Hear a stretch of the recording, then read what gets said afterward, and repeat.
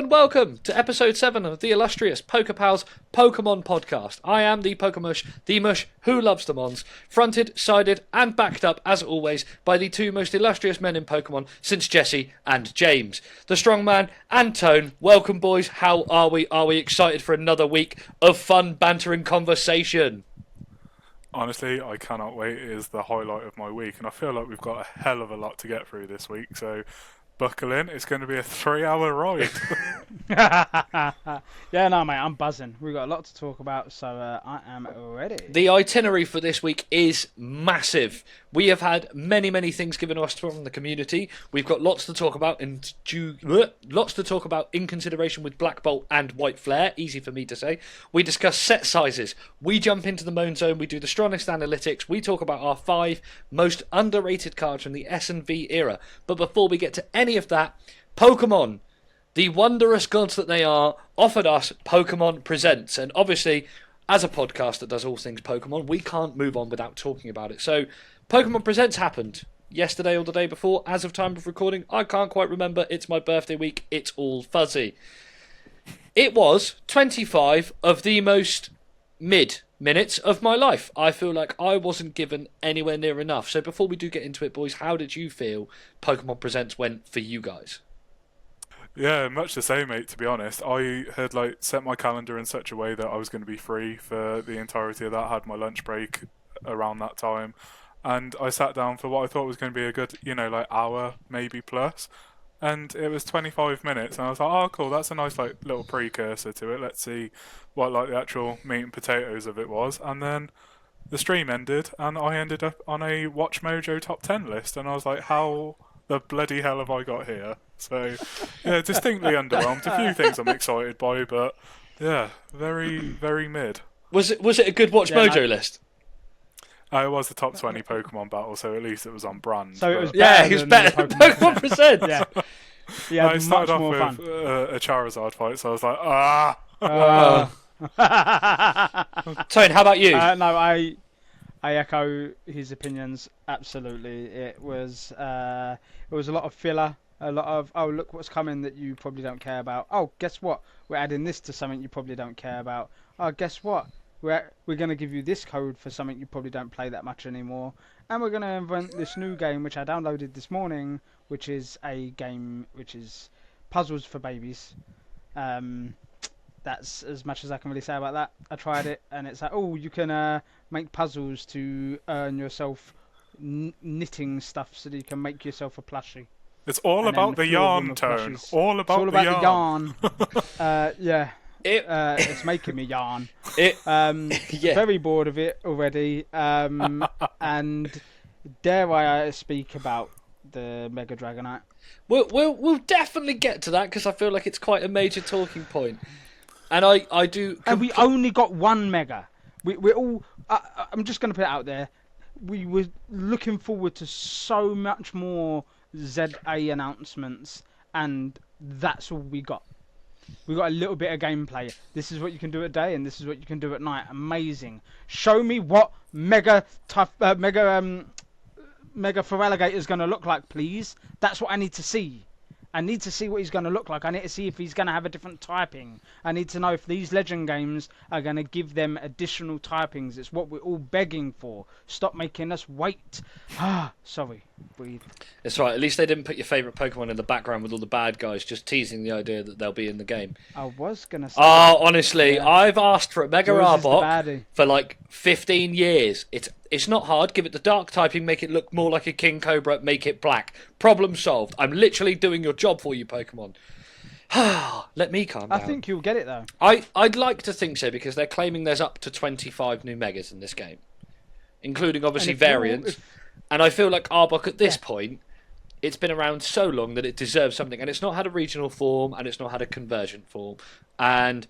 just, sort it out. It was, and I do agree with both of you, very much like the middle of a Dragon Ball season. It was 25 minutes of waiting for a punch to land, and it never came. It It did pain me. It really did pain me. But for the few things that they did bring up, we will go on to it. Obviously, first out of the gates, they are announcing that there is a new Pokemon Go Max Fest where they are bringing in Eternatus and other shiny variations into the game as well. If you're still on Pokemon Go and you're still smashing that out, that is some really cool things to look forward to. Obviously, Eternatus being the big bad from the Sword and Shield era. So, if you've got time, walk 5k, hatch an egg, and catch yourself a giant world-ending dragon. Next, we go on to a game that I forgot existed, that apparently turns 4 years old, which is Pokemon Unite. If you are still playing it, have you seen the front door to your house? You're allowed to go through it. It's not a portal to some awful dimension. Something that I think we will very much enjoy, and I will quickly flash all 4 of them up here, is that the brand new Mega SIR cards have been announced for Mega Evolution, coming the 26th of September 2025. We have got Lucario, Venusaur, Kangaskhan, and Gardevoir. Very quickly, how do we feel about these 4 cards? I think the Gardevoir is world class. The Venusaur, again, unbelievable. Lucario, pretty solid. Kangaskhan, I mean, worst mega form I've ever seen, ever. Like, it's a nice artwork, but my god, they could have done so much more with it than that. I am going to say I think all 4 designs are lovely, but I think my favourite is the toss-up between Venusaur and Lucario. Mainly because if you haven't seen the detailing on the Lucario card, in the background you have got about 7 or 8 other Mega Pokemon having battles, and when I saw the zoom in of that card, it made me love it even more. Before then, I was sold on just the Venusaur, and you got to see the Bulbasaur, Ivysaur, and the whole line together, which was stunning. But then I saw the detailing on the Lucario, and I was like, yeah, that sold it for me. I think I'm much more towards Tone than I am Ed in this argument. I think the Venusaur, for me, purely as a Gen 1 poison type lover, I can't take that from top spot. The Lucario, very reminiscent of a few cards from the S&V era that have more Pokemon on the card than the card is designed for, and it's very cool. The little Mega Abomasnow in the bottom, I will again highlight it here, maybe do a bit of zooming. Thanks, Mush, for editing that. It's I love giving myself cues. It's one of those where I really like them. The Mega Kangaskhan, I feel like, wouldn't it have been cool if, because it Mega Evolves, the baby becomes a Kangaskhan, and it's 2 Kangaskans. Yes. Something like that would be cool. It's like a Power Ranger Mega Morphing to be slightly taller. It doesn't make any sense. Like, give them some kind of power. Please, help us. And the Gardevoir, I don't think it beats the shiny Gardevoir from, I want to say, Paldean Fates. Yeah. Yes, and that's why I don't rate it as In highly fact, as many here we others go. do either. Let's put one here and one here. You decide in the comments which Gardevoir is winning. Everyone just dodge left and right quickly for editorial mush later in the. Who's throwing Gardevoirs? Life-size plushie that's not been made love to by man in his 20s. It's Right use. Oh, there's something else we're going to talk about on that sense. no. as Let's well, let's but not. we'll I don't leave want to that put a for Labubu in me. I Please. don't need a No. light play Gardevoir. Oh, mine's heavily played. I haven't even taken its head out of the packaging. Anyway, moving swiftly on. But yes, Mega Card Set has been announced. Mega Revolution will be hitting stores on the 26th of September here in the UK. I'm very excited. It's looking very cool. Next up, a brand new puzzle came from Pokemon called Pokemon Friends, where you can earn knitting points. That's how much time on the podcast I'm giving that. Pokemon Scarlet and Violet. It is getting a Switch 2 update with new Terra Raids and battles for all 4 of the legendaries that are in it, not including Koraidon and Miraidon, and their shiny variants. So if you want to get yourself a blue Chi-Yu or a Chien Pao that looks like it's been dipped in ice latte, lucky for you, these things are coming. I take the mick out of Scarlet and Violet because I feel like I've put in more time than anybody else on the planet with over 1,000 hours and more Pokemon in my boxes than underwear in a teenager's bedroom. I'm actually kind of excited, but unfortunately I'm yet to sell my soul to the Nintendo devil and get a Switch 2.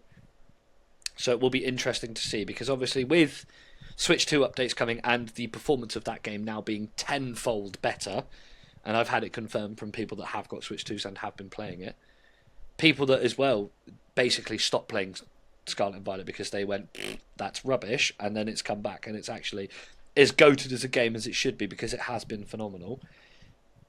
I will be remiss to not pick up a Switch 2 in time for Legends EA. We shall see. We shall see.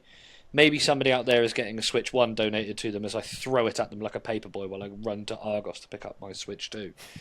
But it is... This is what annoys me because I have recently being like October, November, I've just bought the OLED Switch. And it's like, I just bought this and then after I bought it, they went, guess what's coming? I was like, are you kidding me? Are you kidding? Yeah. And I transferred all my games over. I gave my old Switch to the wife, so she's now locked in on that. And I'm like, well, ideally I'd sell the old Switch. And then she's like, oh, but then you've got to transfer it all over to this because she can have the OLED. And realistically, what am I going to get for the old Switch now? 20 quid, maybe? If you're really lucky, you might be able to trade it for 1 pack of Prismatic. So you might as well keep it. It's just flush the Switch. Yeah, just at this point, just go and trade it for 3 packs of Paldea Evolved and a high five from somebody that has a vendor stall. It's looking from that, to be fair. Yeah, true. Can't argue that. What's wrong with 2 Magikarps? It's looking incredible, and it's very nice to see, as somebody that's been playing Scarlet since the day it came out on the original console it came out on, it's very nice to see them give it playability on the newer console and not giving you this lull that we get between generations. Because obviously Legends EA is not Gen 10. It's a mid-game. We're going to get that Gen 10 announcement, and when it comes, it's going to hit harder than a truck. It's going to be an incredible thing, and either everybody is going to love it or they're going to hate it. But speaking of things that people either love or hate, Pokemon Champions, the new MMO version of Pokemon where you can pick your own Pokemon, your own starters, update IVs and EVs, and do all of the intrinsic things that you try and do in-game for free, there online. It's going to make competitive Pokemon brand new, and it's going to bring a lot of people from the I just play a few online matches on my Switch to I am now the sweatiest man in the universe, and I have 6 Clefables that know metronome. Come at me, bro. It's going to be a very interesting thing. It looks really cool, and genuinely, although there's not been much announced about it, I'm very intrigued to see where it goes. I think it's going to be really good. I'd say this is probably the one that I'm arguably most excited about, I think, just because it's going to be on Switch and mobile. It really was a bit of a throwback for me, as we know on the podcast, I love Pokemon Stadium, so I sort of feel like they're modernising that. I just hope I completely agree, and I am excited for that real competitive edge. I just hope it's still got a bit of the charm and personality that Pokemon Stadium had. But yeah, I'm super excited for this one. I think as well that we need to have little things like being able to nickname Pokemon, because I need a Feraligatr that's called Thick Ass, because we all know about that Gen 3 sprite. If I can find it on Google, I'll put it right here. Look at them cheeks. Feraligatr used double cheeked up. His opposition used Harden. Tone. It was super effective.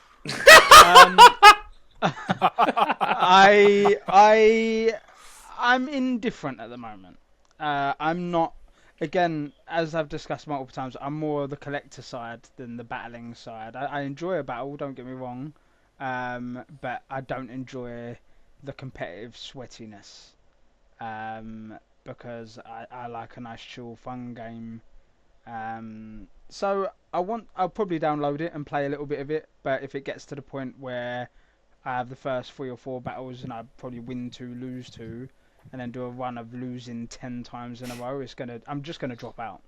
So that's what makes me nervous, because like you said, there's gonna be some sweaty nerds that don't step out their front door that are just gonna bang it every single day. I will add it to my phone. I will only add Ed as a friend, and I will let Ed beat me every day for his EXP points. And he'll just have to send me 50p.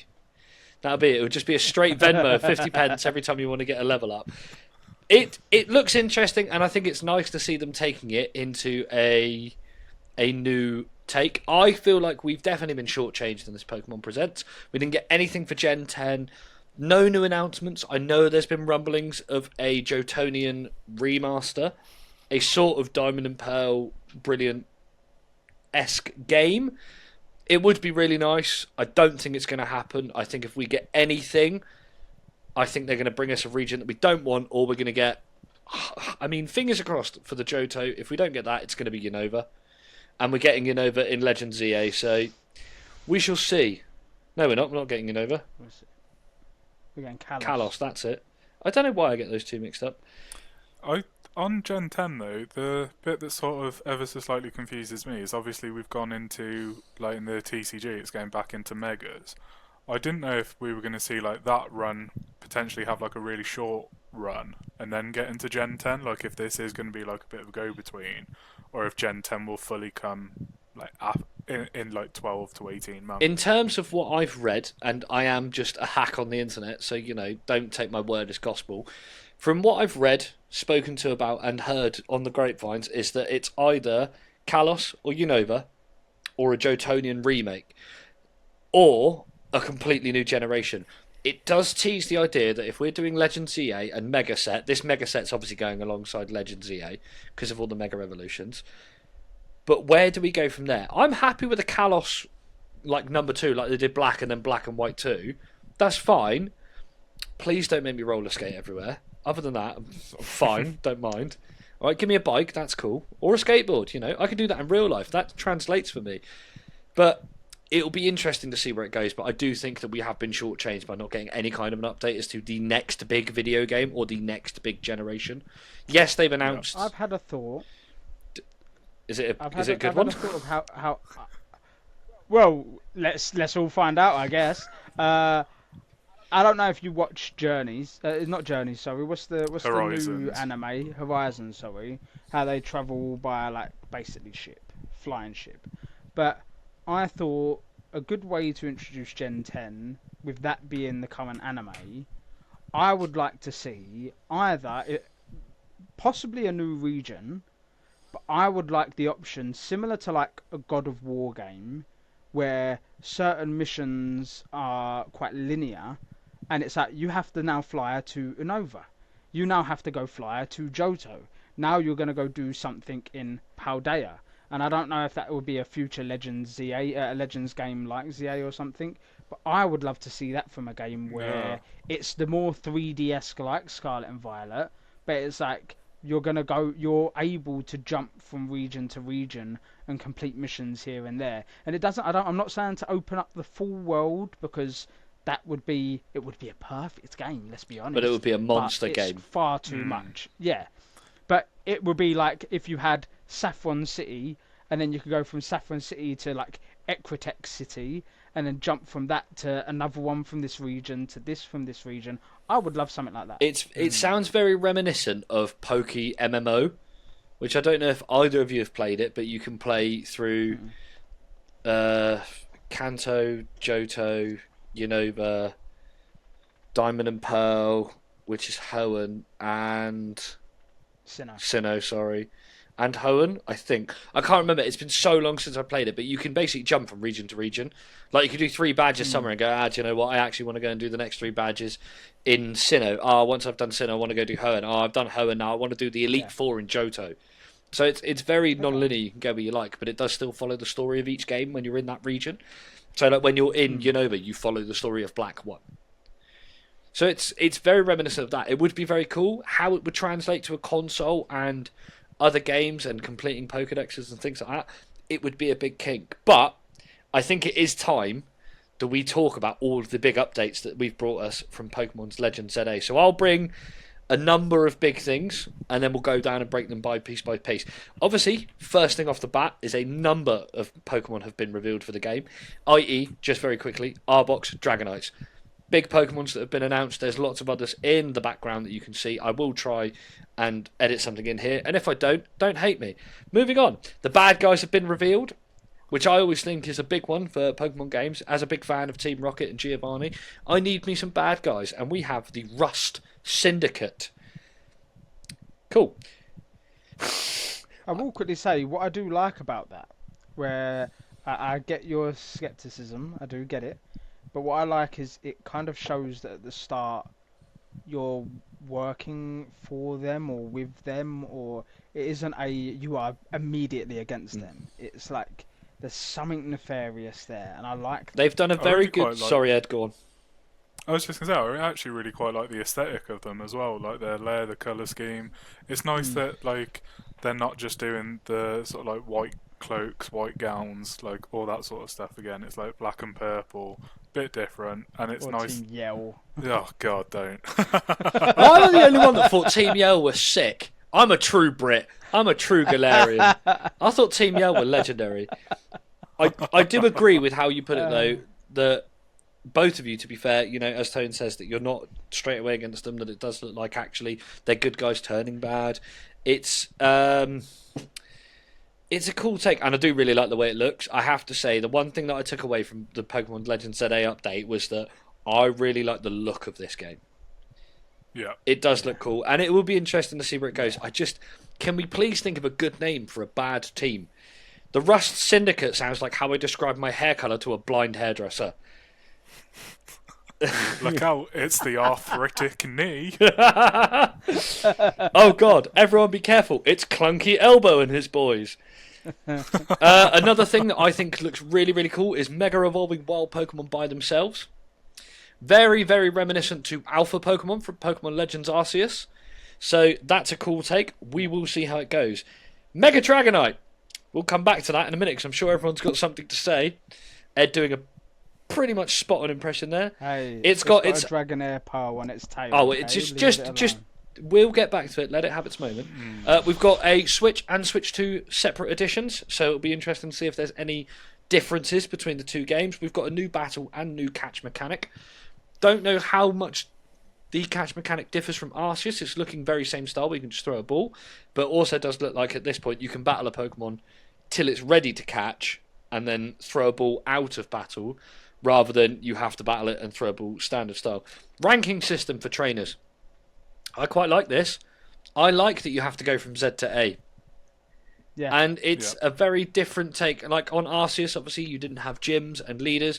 You had the noble Pokemon. You had to quell them from having a really rough day at the inn.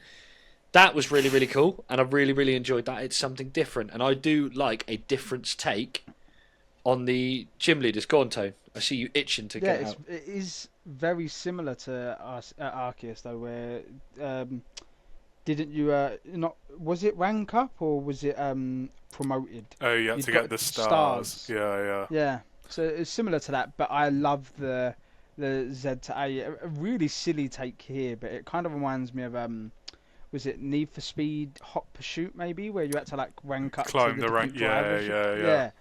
I really like the climbing the rank idea. I really like that. I think as well, where like you're actually doing the alphabet, in theory that means you should have like a good 20 plus battles, and it shouldn't just be like such a short game of like, oh yeah, get like 8 gym badges and job's good. And it's like there already seems like there's going to be so much more like replayability to this game. I definitely, in the back of my head, although I agree with everything you said, all I can hear is Nemesis from Resident Evil 2 going, stars. Don't know why. I'm going to edit that clip in right here. Stars.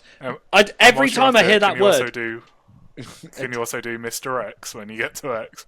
Just have him. I've been walking with X gone, give it to you, play it. Have you seen the clip of the dude playing the game and he's like, it's okay, I'm in the save room, and then the door just opens and he just walks in and he's like, it's just like, no! Oh, cracking. And then we've been finally given an official release date for Pokemon Legends EA, which is the 16th of October 2025 here in the UK. A lot of things sound really good. I'm going to give you each maybe 10 to 30 seconds to talk about how absolutely dire Mega Dragonite is. And honestly, Pokemon, I'm wide open if you want to give me the ball so that you can continue to stop dropping it. It is embarrassing how bad you have done this. There are 1,000 artists out there, right? And I speak for 1,000 artists that I'm suddenly pulling out that could design you a better Mega Dragonite. Why did you need to give it wings on its head? It has wings on its back. They're tiny, they're blue, they're insignificant. Make them bigger. I don't like it. I think that anyone that does like it, fair enough if it's your favourite Pokemon, you stick by it. Mega Arbok will be crap and I will defend it on that hill and I will die there. It's fine. But this is genuinely a poor design. this is a bad design. This isn't like, oh, it's Slurpuff and the other one that it evolves into that's quite literally bloody ice cream, Slurlix or whatever it's called. Like, they're bad designs. Klefki, it's literally keys. This goes into that bin with them, and I don't like it. That's it. Ed, how do you feel about Mega Dragonite? Ed's review is rated 18 and not suitable for minors. It's a fucking shambles. They've taken one of my favourite Pokemon and they've absolutely massacred my boy. Like, I love the inclusion of like the orbs like Dragonair, but my god, what were they doing? It's like, ah yes, you have wings on your back and antennae on your head.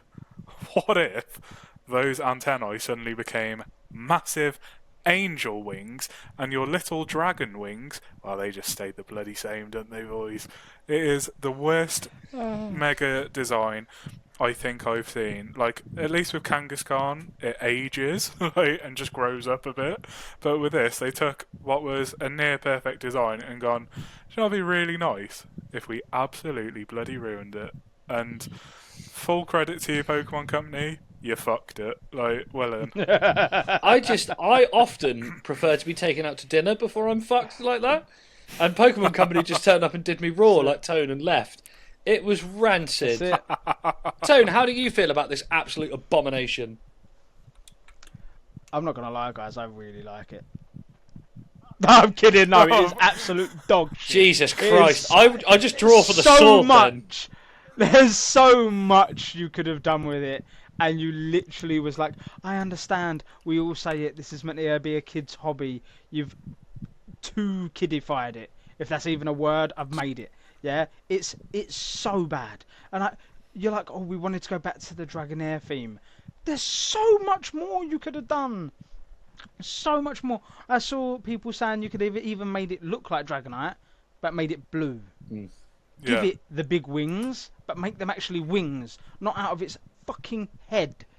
What are you doing? It's like Ed said, this is one of our favourite Cantonian 151, been there since day one Pokemon. We all loved it from the lighthouse scene, for Christ's sake, and that's what you've done to it. Yeah. I'm not going to rant anymore. It's not the moan zone. All they had to do, make the tail longer, colour it blue, add the orbs and the rings, and give it a proper majestic set of wings. And my god, I would have been a very happy boy. But no, they did that, and they were like, the artist drew the wings. Just before he submitted it, he sneezed, dragged his mouse, and the wings ended up on its bloody head. Stupid. I've got a really good comparison that's just come to me. Have either of you got the memory of the movie A Bug's Life in your brain? Oh, I'm so glad. I was sitting here going, Tone knows where I'm going so well that he's frozen. Yes. So, yes, the fat German caterpillar that comes from its cocoon and goes, oh, look at me, I'm a beautiful butterfly. And he's got the teeniest wings. That's Dragonite on a good day. Dragonite Mega... It's just bad. You know, it's just ants work for grasshoppers, alright? Just get it right next time. I can't talk about it anymore, but that was our highlight of Pokemon Presents. We move away from all the things that they're bringing into the future. The things have come just right now in the present day. We talk about Black Bolt and White Flare. It hit the market last week. It came with a really, really big release. It is, as it stands, I think the biggest set, if you combine the two, the biggest set they've ever done. Now, obviously, they are classed as different sets, but we all know that that's not true. It is big. How do we feel about the set size? I think it's too big. How do I feel about the hit rates? I don't think they're as good as they told us they were going to be. And realistically, deep down, half the cards are in mini tins, and the other half are in ETBs. And if you got anything else, you get nothing. From what I've seen in the community, and typically I picked up a mini tin and got sweet fuck all. Get in. It's a good day to be a mush. So before I rant and rave about how yet another set has come out before I've even managed to wipe my backside from the toilet trip I had, how do we feel about the set? Are we enjoying the set? How do we feel about the hit rates? And how do we feel about the set size? I think set size, ludicrous. Like, absolutely ludicrous. ridiculous. If you're going for the master set, like that's what 800 cards deep, 156 art rares or better, and that's I think before it's you get. 811. Is it 811 in total? Is it? Because of so. Pokeballs, Master Balls, Reverse Hollows. Yeah. Like I actually really like Pokeballs and Master Balls, but they should replace Reverse Hollows in my opinion. It shouldn't be It as shouldn't well be all as. three. Yeah. Yeah, it's absolutely Maybe. ridiculous. In terms of But like then, availability, But then, oh, go on. Ed, if you were to do that, they wouldn't be classed as hits, because right now they're classed as hits, aren't they? A Pokeball is a hit. No, it isn't. No, it is not a hit. It is not a hit. Continue, Ed. I apologise. In terms of availability, though, I will say on release date, I managed to walk into Argos, get 2 tins, and then also managed to order 3 off Amazon. Like, no issue. There were no queues, no fights, no silly buggery. It was just, nice and easy. Went in, picked up my order, got home, got 1 decent hit. Yeah, I think it's a fun little set, and it's one that I will definitely pick up more of as and when I see it sort of naturally in the wild. But I'm not going to be like sat in Pokemon Center queues trying to like watch my phone constantly refreshing at 5:59 when there's a 6 p.m. drop. Like I'm not going to be doing that. Like it'll be good fun to open, but I'm not going all in on it by any stretch. And I think it's fine. It's not a gen that I'm particularly fussed on. There's some beautiful artworks in there. There's some very average artworks in there, as with every set, but one this size, it's just, I think that has put so many people off from the get-go that it's not really going to be one that everyone's like looking to do. It's just going to be a fun open, a bit like Crown Zenith was initially before everyone realised just how beautiful of a set it was. Yeah, no, I agree with Ed. I think for me, I've been very clear that I'm not really going to be collecting this set. It's a set that's almost impossible to master. You've either got to focus on one or the other, as each set individually is more than most of the Scarlet and Violet master sets anyway. So trying to do both back to back as well it is an epic feat. And shout out to a friend of ours, Pokemisha, who is going to be attempting that feat. I wish him all the best. Gen 5 is also a gen that I didn't really connect with that much. I will say the set has got some stunning cards in, but this is the first ever set release of me being in this hobby for 2 years now where I didn't have product to open on the first day. And I also think it's maybe down to the fact I'm a London boy. I went to, anyone that knows London, I went to Stratford Westfield. I had a very busy day at work, and I went into the WH Smith. It hadn't even been open for an hour, and I was watching updates of people going into their WH Smiths at 11, 12, 1, 2, 3 o'clock, still being able to get stock. My one was sold out before 10 o'clock. Tried another toy store that was just in the shopping centre. I can't remember what toy store it was now. They had nothing. Had a busy day at work. After that, went to 2 different Argoses. They had nothing. And I was one of the pre-orders that was delayed. So I didn't actually have any stock to open until the Saturday. I went to a card show. Shout out Lincolnshire Card Show. Was helping a good friend of ours, Art of Toads, do a bit of vending there. And I picked up a binder collection of each. Well, I'm not going mad with this set. I just wanted a binder that I could store my cards in. And I got 1 big hit out of both boxes combined. And when we say big hit, if anyone knows the set, I got Harlequin. It's not really that. Alright, enough clowning It's not around. really one that keeps you gripped. Exactly. It is, honestly. Alright, Mush wants to end the podcast now with the dad jokes. Yeah, Okay. that's fine. It's honestly wasn't I good. feel for you because obviously there's that and there's full art items. They're not hits. That's it. And obviously we're coming at it from collector sides of it. I don't play the TCG. I don't believe either of my co-hosts play it. We just collect it. No. We like pretty pictures. We're basically art collectors, like our but with Pokemon. zero style. It's Yes. Now, I did open a couple of ETBs the next day. Did get a couple of decent hits. But realistically, when you were asking like what have we got any cards we're chasing in the set? Yes, but only really one in each set. Black Bolt, I want the Kling Clang because I'm chasing Yukimori cards, and it is an epic It Yukimori is artwork. fantastic.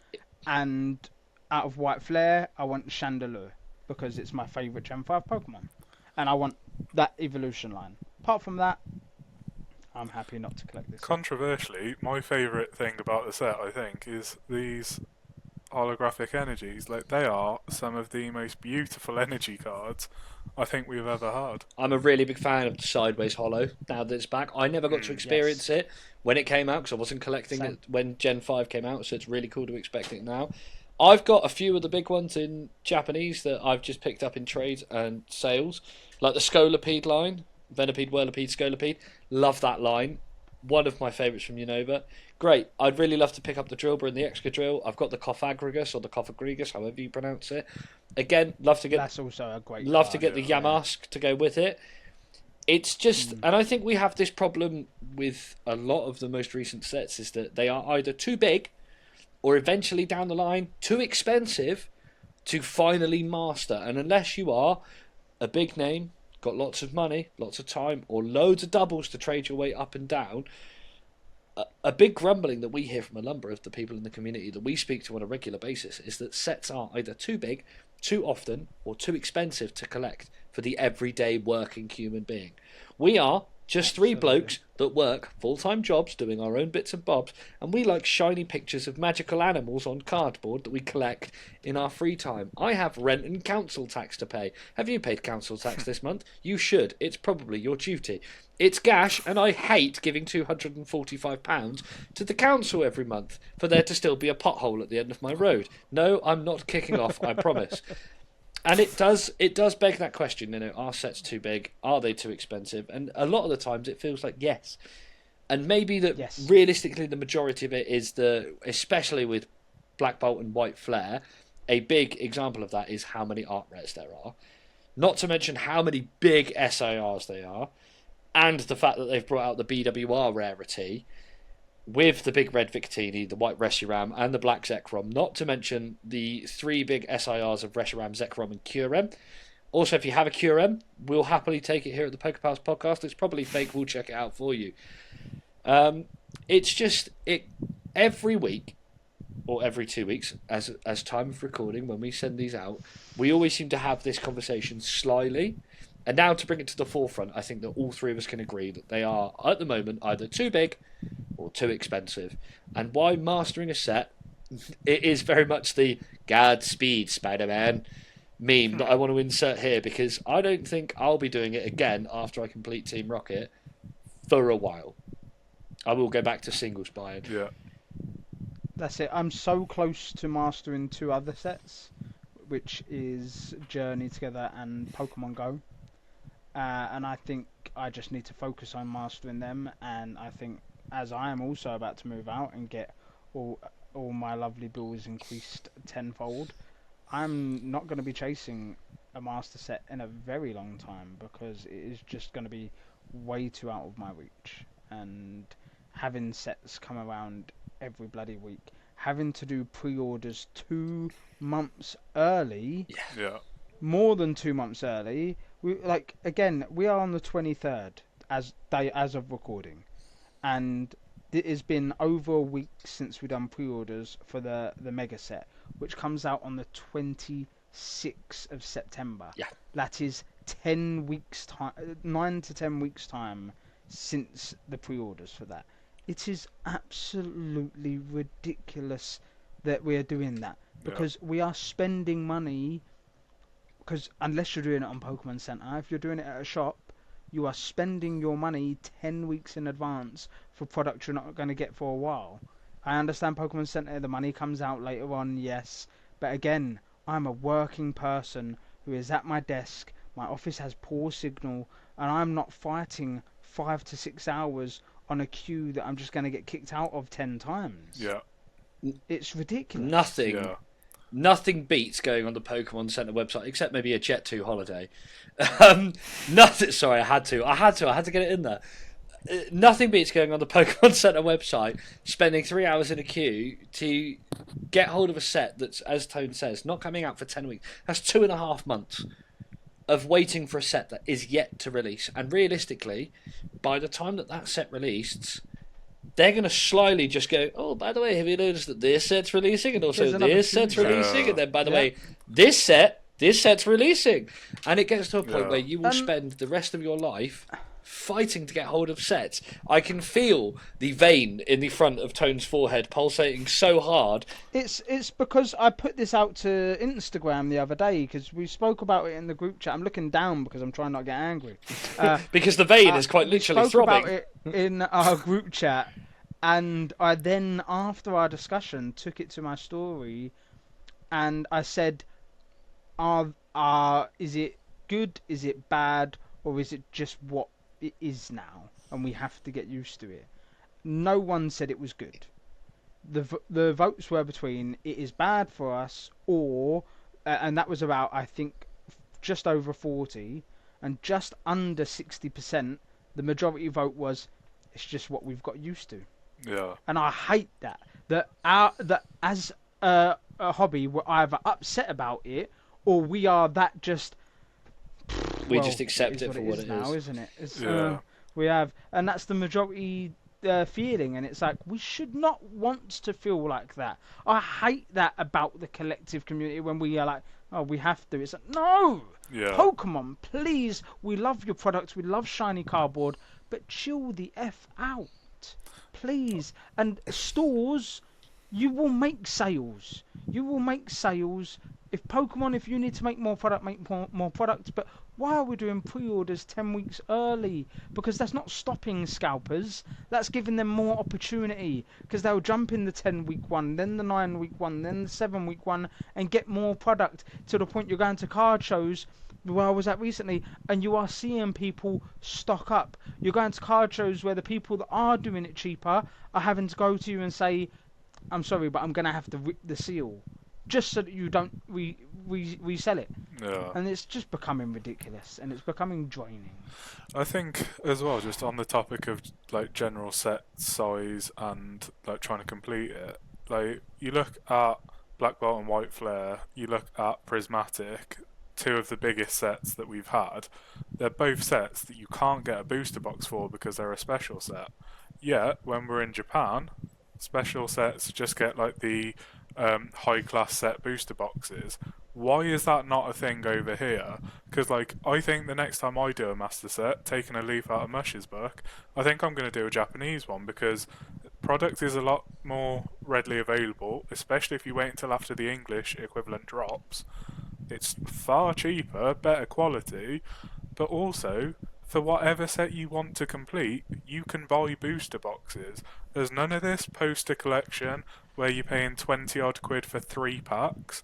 There's none of this like binder collection that's works out like £7 or £8 a pack, which that's like technically the retail price of it. Yes, you get the binder with it, but that's like a one-time purchase that you want to do for the binder. The rest of the time, you just want those packs, and like, yes, they'll bring out the booster bundles, but they're going to be in short supply and have already been delayed. Yep. So it's like, what is the actual opportunity for the collector that is looking to master set it? Because like I've said it before, and I know we've chatted about it, this will probably be the most beautiful master set you can get, because when it's all fully done, you're going to have like, if you get a 12 pocket binder, you're going to have like the common, the reverse holo, the Pokeball, and then the Master Ball of like each Pokemon, and then all of the art rares, all the SIRs, and then the BWRTs to round it off. Like, it's going to look incredible. It will look. But when you think how many packs that's going to be without being booster box led, because if it was booster box led, like it's still going to be crazy expensive and difficult, but at least you can get 36 packs in one go. Not this 3, 5, 2, 6. Like, it's ridiculous.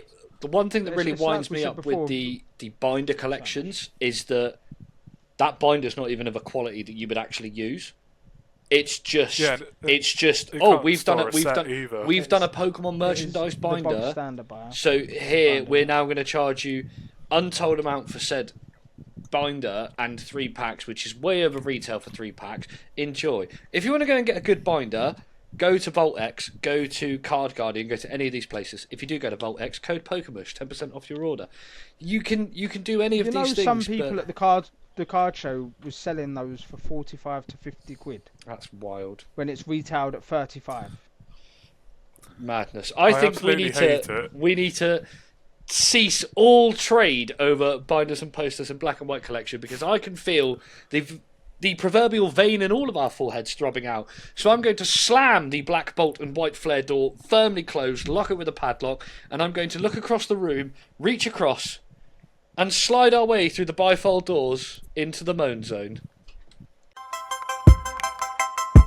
Alright, first thing I'm going to moan about is going to be a very quick one. If anyone has recently been on the Pokemon Center and been looking at their plushies, Pokemon, a Sandygast? Really? Do you know what you're releasing? Do you know what you're going to be getting into?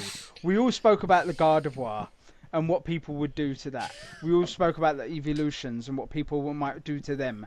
And then you release a Pokemon with a hole right there in the middle, and you think that's a smart decision. Okay, anyone watching the podcast, I'll leave it to your imagination. Go and search it when you've got a moment. Tell me what you think. Do you think that's appropriate? We'll see. Anyway, swiftly moving on. I want to start talking about pricing, which I've gone in about before, but how prices are actually set. Now, recently in this community, I've had a couple of debates with people.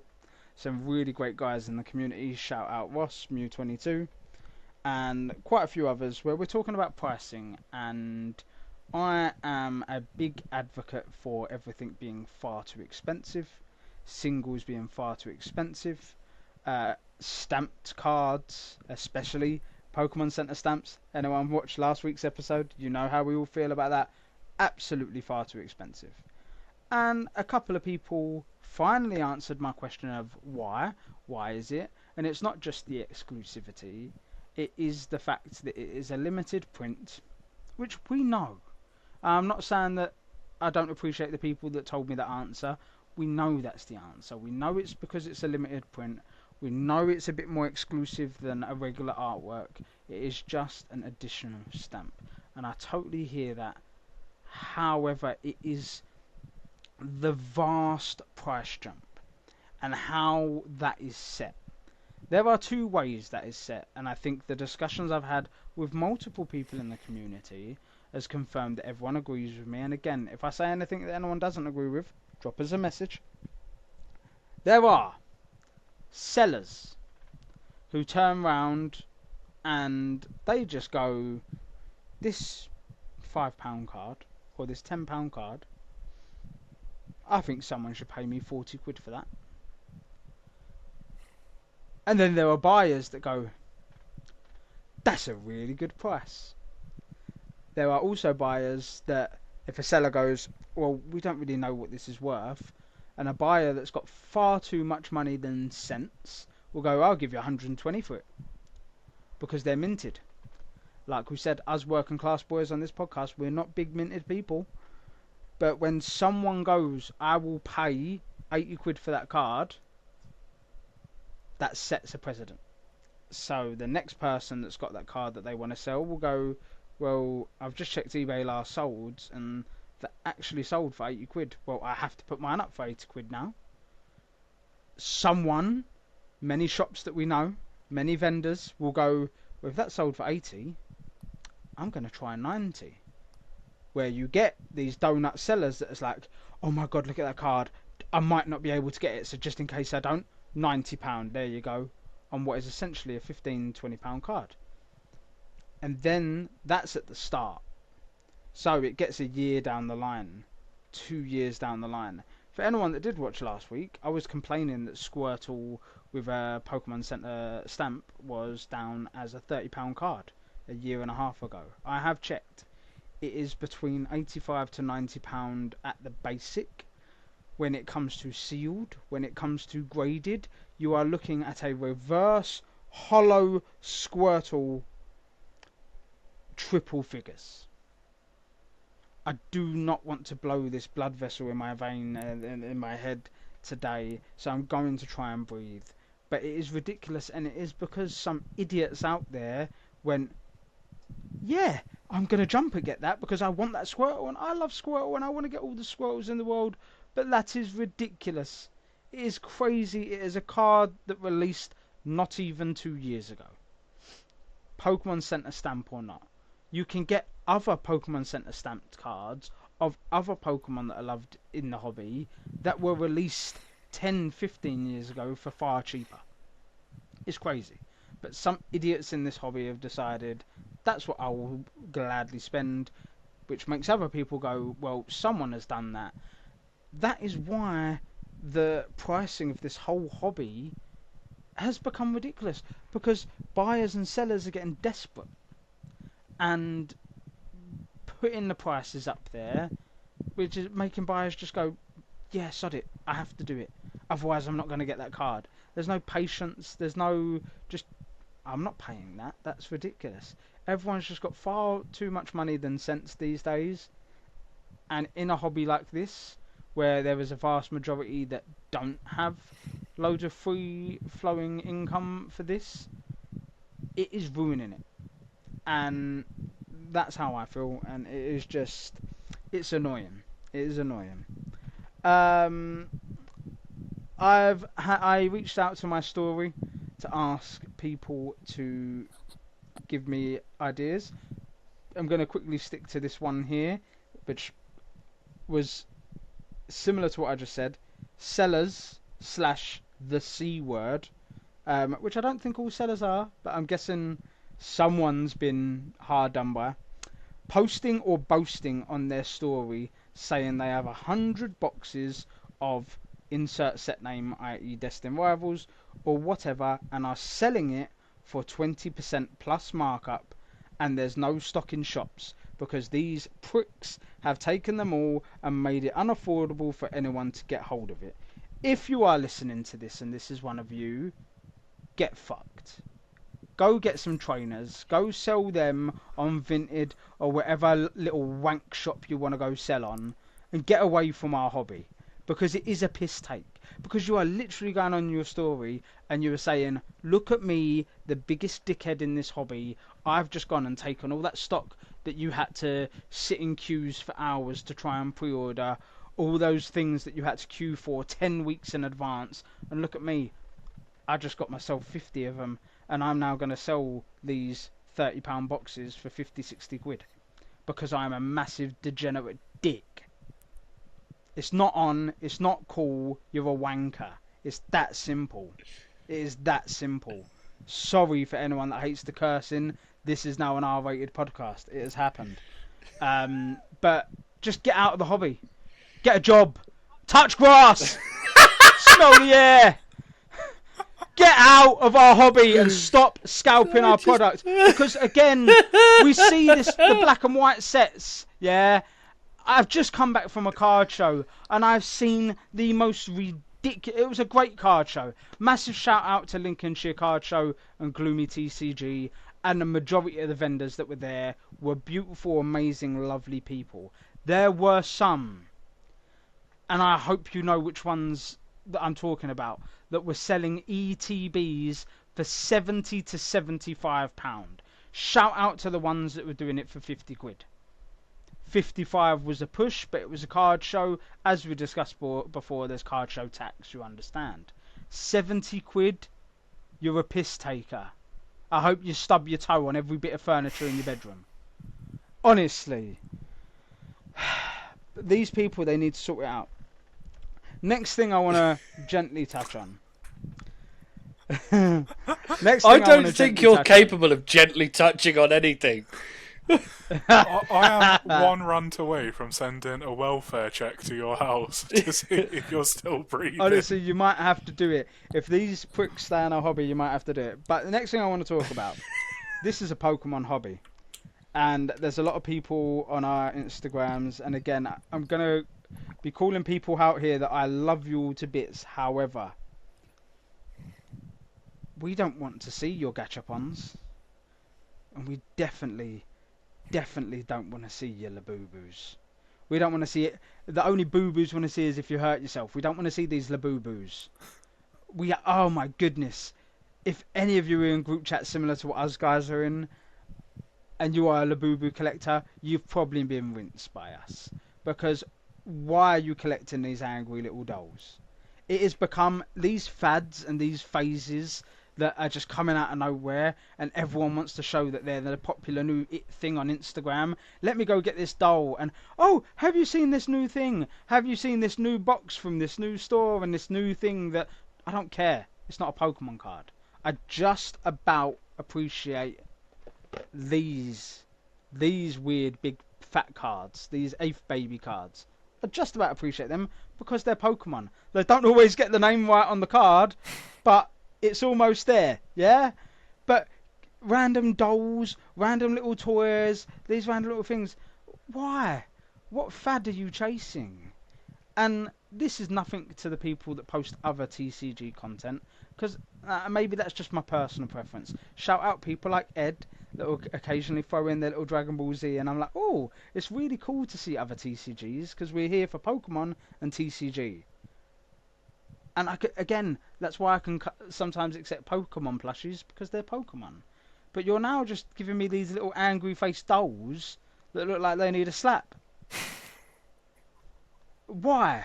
It's even to the point, and I told the lads this story already, I had a meeting at work the other day with a big person in this company I work for, and he had to pause the meeting bang on 12 o'clock because his wife wanted him to buy a Labubu for his child. So bang on 12, he had to just at 1 minute go on his phone, and by 12:01 it had sold out, and he's like, oh, I've upset the wife now because he couldn't get it. What is this? And I thought Pokemon scalping was horrendous. A minute and you can't even get an angry teddy bear. What is going on? Let me breathe. That welfare check that Ed's writing just doubled in size in that one sentence. That's it. Because this isn't even about Pokemon now. Let me take it back. I'm going to use Mush's little segue hat here. And I'm going to segue into the last moan, which is going to be a discussion moan, because I want to discuss this with the boys. Again, I've shouted him out already. I had one thing that someone wanted me to moan about in our lovely group. Our beautiful boy, the Scottish boy Ross, wants us to talk about the Pokemon games. And specifically his moan is a couple of things. They are far too easy. It's far too easy compared to when we were kids, where you had to grind and level up your Pokemon before you could do anything. And also how the games are not keeping up in terms of graphics, playability, capabilities as other games, other 3D platformer games that are currently out. So, as we've all seen me get angry and crazy, I am going to pass it back over to the man that loves the Mons, the big beautiful Mush. What is your opinion on the games as our resident king of the Pokemon games? What's your opinion? Put my hat back on. Let me segue myself into talking. I think it's really hard for me, right? Because I purely, out of the three of us, just play them more. I don't think it's that I'm particularly, better than anybody else at them. But I play them a lot. I've played every Pokemon game that has ever come out, bar like maybe a few of the Rangers or the Mystery Dungeons, because they just don't really appeal to me. I've watched people play through them on the YouTube. I've watched them on the YouTube, I have. And I've watched people play through them because I just, there's some of those that I find really interesting. Like Gale of Darkness, never played it because I didn't own a GameCube.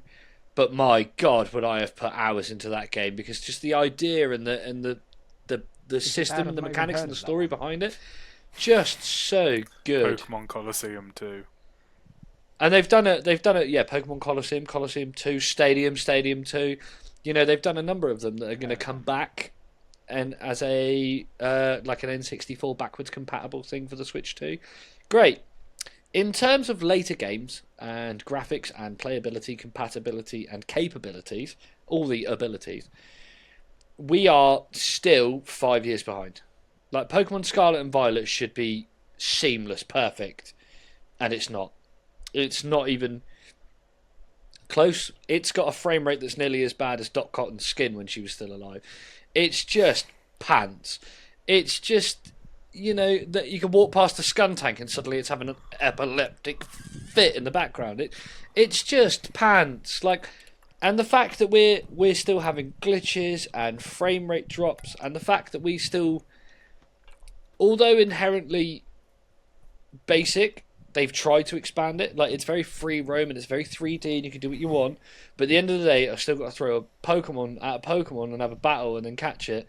Legends Arceus, I think, was further forward than Scarlet and Violet in terms of style of gameplay and how it worked and how it made you feel. And as I say, I don't think that Scarlet and Violet are inherently bad. I've put more hours into them than any other Pokemon game out there. But I just think in comparison to things like Legends Arceus, they are behind. Legends Arceus was ahead of its time with its playstyle and its mechanics and how it generally played and made you feel. I thought it was great, and I thought that Scarlet and Violet would be built off of that.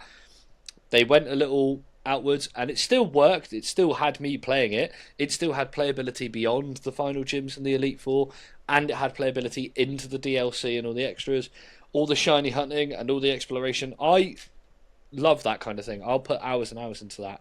But when you compare that to other things that come out on the Switch, other indie games, other games that are based on that same console, made by the same people and stuff like that, it just doesn't feel like that we're making forward steps.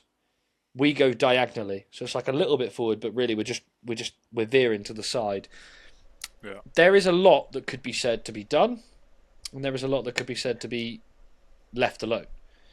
It's very hard to be able to compare it to other things, but when you have things like Clair Obscura Expedition 33 that's just come out, which is a turn-based RPG game, which is basically just Pokemon, the graphics are phenomenal, the gameplay is incredible, the storyline brilliant, and yet we're still playing with cartoonized, chibi-looking things that I drew in the back of my maths book.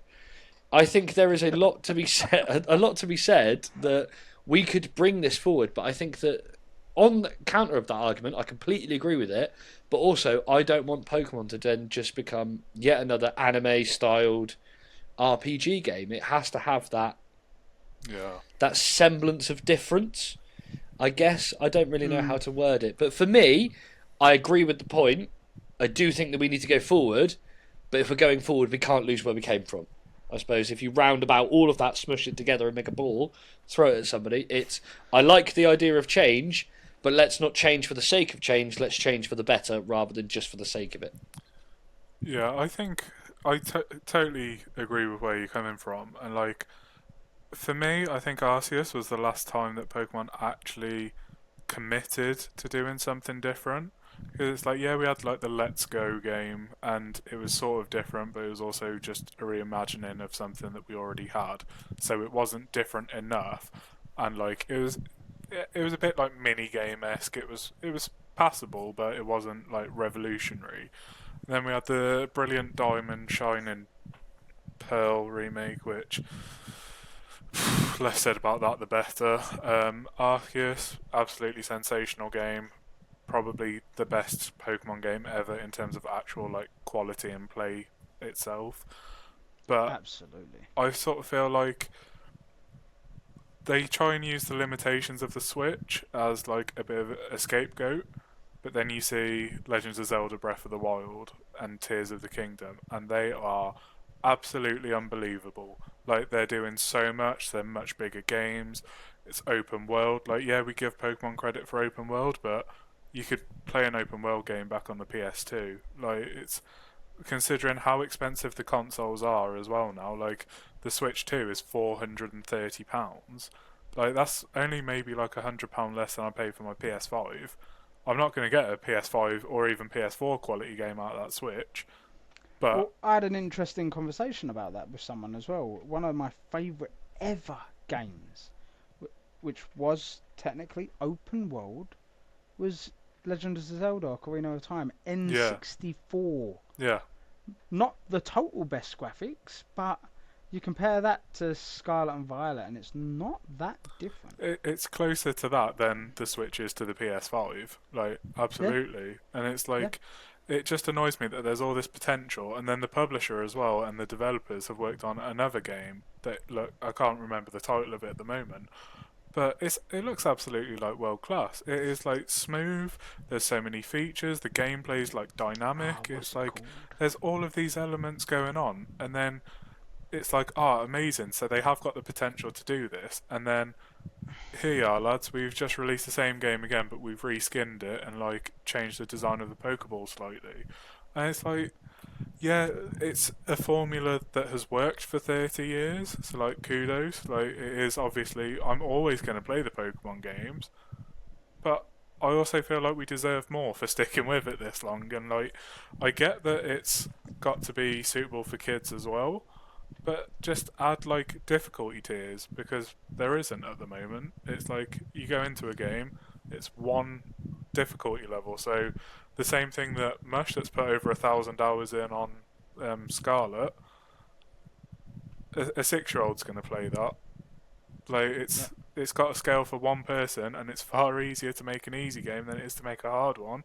So that's what they're going to do. And It's very, it's a really well put point, and it makes me feel really sad that I've put 1,000 hours into it now, because a 6-year-old could go and do that. But the genuine good point here is that, let's take FIFA for an example, because it's a world-renowned game that is played by everybody around the world. You can play beginner, amateur, semi-pro, professional, world-class, or legendary. There are 6 difficulty tiers to football, to kicking around a piece of pigskin on a piece of grass. Now, granted, 90% of the people that listen to this probably haven't seen grass in a while. Your garden is there, you can find it. I regularly sit in mine and take pictures of Pokemon cards and immediately go back to my PlayStation. It's fine, don't worry, I'm fat. It's just, if I could go and play, let's say Pokemon Black 2, because it's one that I, again, have put in more hours than not. They have a challenge mode on that. It's not challenging. They just add an extra Pokemon to every gym leader and like a couple of levels up. It's still enough to be like, oh my god, it's something, but it's nothing that somebody who, like myself, has played so many hours of said game can't just suddenly go, oh well, I figured my way around that because now I just get this one to come with me and I'm sound. It would be Scarlet and Violet, great. You can re-battle the gym leaders that are just a little bit more powerful. Yeah, it's just, I Oh, would you've got more love. potion. I would, yeah. Ooh, Larry's got an extra level on his Pidgeot. What? Who cares? Don't even think he has a Pidgeot. What a waste of time. I would love to play Scarlet and Violet on extreme difficulty. Like first gyms, like hard. They use held items. They use in battle items. They use setup moves and mechanics that you get in ROM hacks and difficulty hacks. I don't want it to be painstaking. Like if I want pain, I'll go and play Crystal Clear. I'll go and play Radical Red. I'll go and play proper hard built Nuzlocke style ROM hacks, and that's fine. You know, Emerald Imperium. I'm still yet to get past the 7th gym. I've got all the way to the 7th gym like 4 times, and I'm still yet to get past it. But it's got replayability, because every time I'm like, I'm going to get past it this time, and I know what I'm doing. I will always change it up, but it needs to change ever so slightly in difficulty terms. And it would be nice if you could have the ability to go, hi, I'm an adult, but I really like this thing. This thing that you're still catering for the young generation. Me, an adult, I like it. I would just like it to be more difficult. Just put in a button. Just put a button that goes, are you over 18? Yes. Would you like to be challenged? Yes. Mate, there are some people in their bloody 30s and 40s that are playing Pokemon that still want it to be easy. Because some people just want to go around and find it and just have fun and enjoy the story. I want to be challenged. The only time I've ever been challenged is if I play with a level 5 bloody Lechonk and go against every gym, and I'll still win because you just use Flail or Endeavour. Do you know what I mean? Just it does me in. I get it, and I think I am in agreement. I think of all the points, I think that was the big point I brought to that debate in the group chat. Was it a simple fix, like I said, would be being able to just choose your difficulty.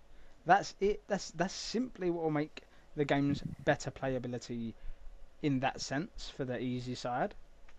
Now, looking at the the graphics and things that, yeah, we can complain about it. My little devil's advocate is all I'm going to say is, it's well documented. I did the red and yellow, gold, and crystal and ruby and emerald, and then I skipped all of them. I dabbled a little bit in, I think, diamond or pearl, one of them, for like 3 gyms, and then I was getting to, I'm too old and cool for this now. And then I jumped straight back in at Legends Arceus, and then did Violet.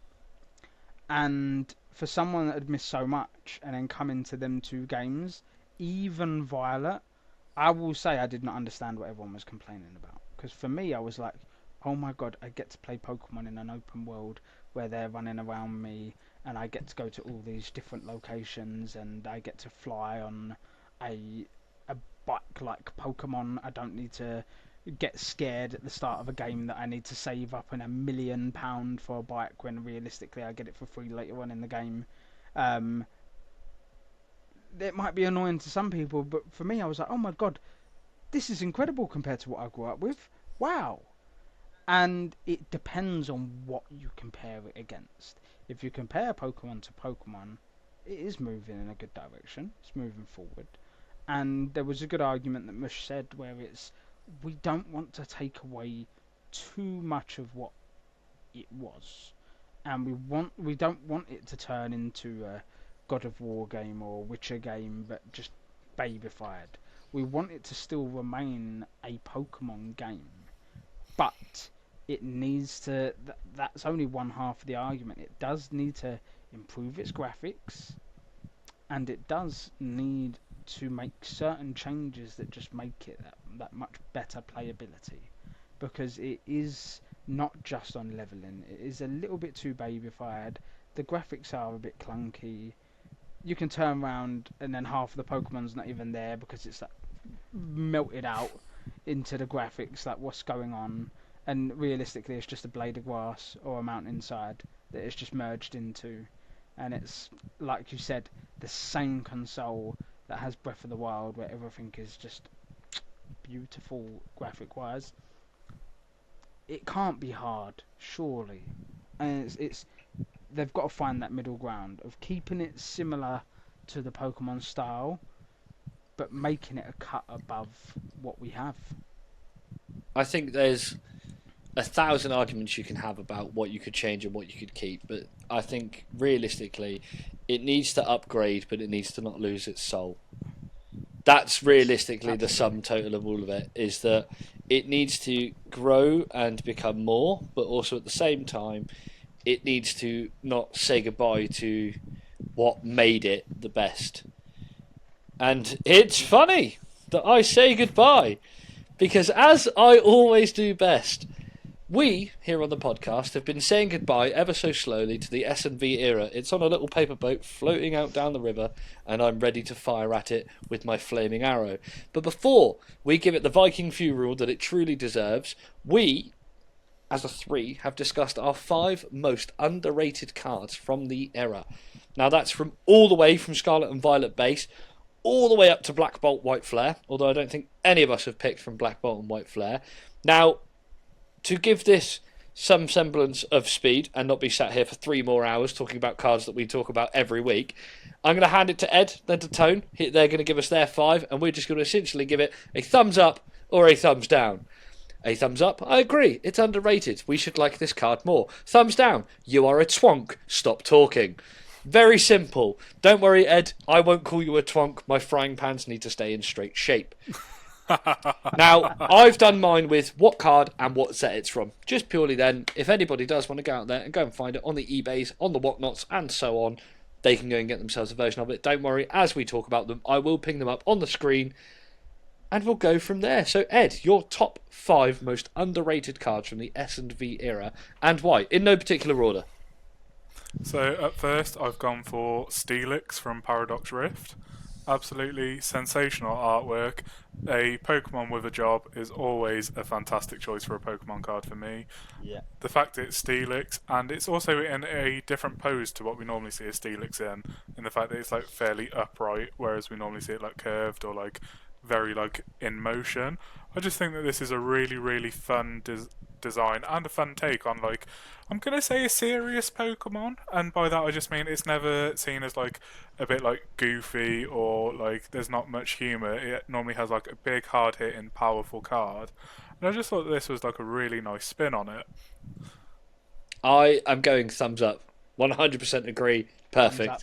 Absolutely. Absolutely. Beautiful stuff.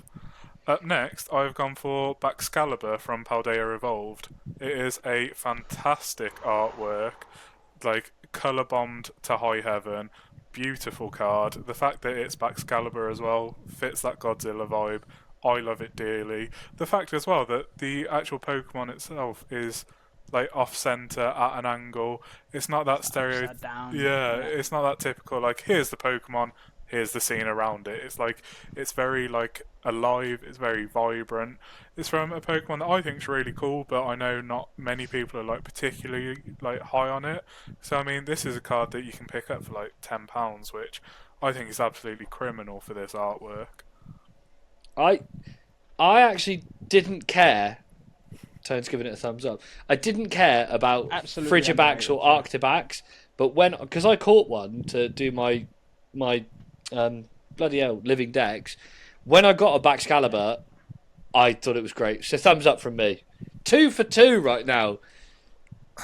Now, this one, I think you'll agree with until I come out with something that I say towards the end. But I am actually going to go with the Houndoom from Shrouded Fable. This is a truly incredible card. The fact that it's the full pack of Houndooms, they're running, it's like very monochromatic, but then you have the red eyes, almost like the trail of how it's running. For me personally, I actually prefer this to the Destined Rivals card. I know that that is going to be quite sacrilegious, as it is a beautiful card in Destined Rivals, but that Houndoom is one that the second I saw it, I've always said Shrouded Fable is an undervalued, underrated set, but that Houndoom is a incredible card from an overlooked set, and I think it's been so overlooked and usurped by that Destined Rivals one, but I much prefer this Shrouded Fable one because it's got that pack mentality, it's dark, it's gritty, which suits the typing of the Pokemon. I'll give you a thumbs up because I do think that Shrouded Fable Houndoom is underrated, and I do think Shrouded gets a lot of hate. But I will piss in your morning coffee for saying bad things about the Houndoom from Destined Rivals. Yeah, that'll be it. Tone, your verdict?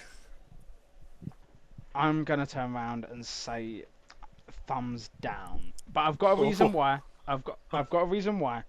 I actually think it's not an underrated card. When that set came out, I agree it can be an underrated set on what the pulls are, but that set got a lot of hate from a lot of people, including myself, because of how hard it was to get a pull out of that set. And being such a small set, you expect a good pull here and there. It was so hard. But from the pulls you could get, that was one of the top chases for a lot of people. So I don't think it's that underrated. When I think about Shrouded Fable, you've got the 3 ghosts, you've got that card, and you've got the Zorua. They were the top sought out cards. So I don't think it was that underrated. And I could be wrong, and we'll see what the comments say, but I think great card. I think there's more cards that are far more underrated. Fair enough. I will lift myself don't off hit me. my chair as I have been thoroughly spanked. Up next, from Temporal Forces, I have gone for Shiftry. I think this artwork is absolutely incredible. I think it's so like, again, it's very live in motion, it's very dark and edgy and quite gritty. I think, it's a Pokemon that often gets overlooked in a set that people, I think, are now coming round to, but for a while, it was like, myself included, I'd go into a shop and be like, I can only get Temporal or Paradox Rift. I'm walking out empty-handed. Whereas now, I'm understanding that there are some incredible artworks that I overlooked, and I think that this Shiftry is one of them, especially when it's a card that you can pick up for like £3 in English and like maybe just over £1 in Japanese. It's so cheap for, I think, a really cool designed Pokemon, fantastic Evo line, and as well, it's such a cracking artwork. I'm going to give you a thumbs up, but I'm very glad that I wrote a backup 5 because I had also picked Shiftry from Temporal Forces on my list. Nice. I think this is a good point for me to say that Shiftry is also in my list. So I'm glad I've got that. No way! Shiftry made my so Shiftry was in my... That was my top 5 as well, but I am going to change it, but massive thumbs up for that. I don't think any of us can disagree, and as all three of us have it on the list, I'm really glad that I actually picked another one, because I actually pulled this Shiftry from Temporal Forces when I was doing the trade show at Trove, and immediately traded it for the Arbok from Temporal Forces that somebody had pulled previously, because I need all of them, give me them now, PO Box, send it to me at Mush. Yeah, makes sense. So yeah, big thumbs up. What is your final most underrated card? I think is going to be quite out there, but I have actually gone for the Grievard from Scarlet and Violet base. I think this card is absolutely unbelievable. All of the nods to the other Pokemon, the fact that you've got a Gengar, you've got a Ghastly, you've got a Drifblim, all these little Easter eggs that the longer you look, the more you pick up on. And it's again, a Pokemon that most people don't care about, understandably, one way or another. But I think just the whole composition of this is second to none. It is one of the nicest artworks from a set, again, as a whole, that Scarlet and Violet is. It gets quite overlooked. For me, this is an absolute surefire top 10, top 5, maybe even top 3 underrated cards. I'm trying to give it as many thumbs up. Taken another one off my list. Taken another one. I really, really wanted to put this on there because it's a card that I pulled very early on, being back into the hobby, and I just think it's. I think you've done all the talking about it. It's a great card. Several thumbs up. Yeah. Tone, do you want me to go next so that you can have time to revise your list, or are you alright to jump in and just revise as you go? I've got a lot of options, and 2 of my 5 have been taken. I kind of want you to go so that I've got more that I That's can fine, because I've written 5 a gap and then 5, so I've only got to swap 1. So the first one on my list I've talked about many times, and both the boys know what's on my list because I talked about it earlier. The first one I'm picking from a set that I think everybody kind of dumped on very early on. I am picking the Veluza IR from Paradox Rift. I think this card's amazing, and I don't know why people hate on it so much or don't care for it enough. The Staryu that's floating next to it, the fact that it's actually got all of its psychic ethereal energy on the outside of it, so it's glowing a more purple, the fact that it's underwater and you can see lots of other things going on. There's so much detail in this card. I think that it massively is overlooked, and as well, Veluza to use in game as a water psychic type that doesn't move at the speed of a Slowpoke is great, and it's got a great moveset. It's just a really cool Pokemon. The only thing I wish it got a big bad evolution, but then also at the same time it's like Pinsir. I don't feel like you need to evolve it because it's great. So yeah, first off for me is Veluza from Paradox Rift. Easy thumbs up.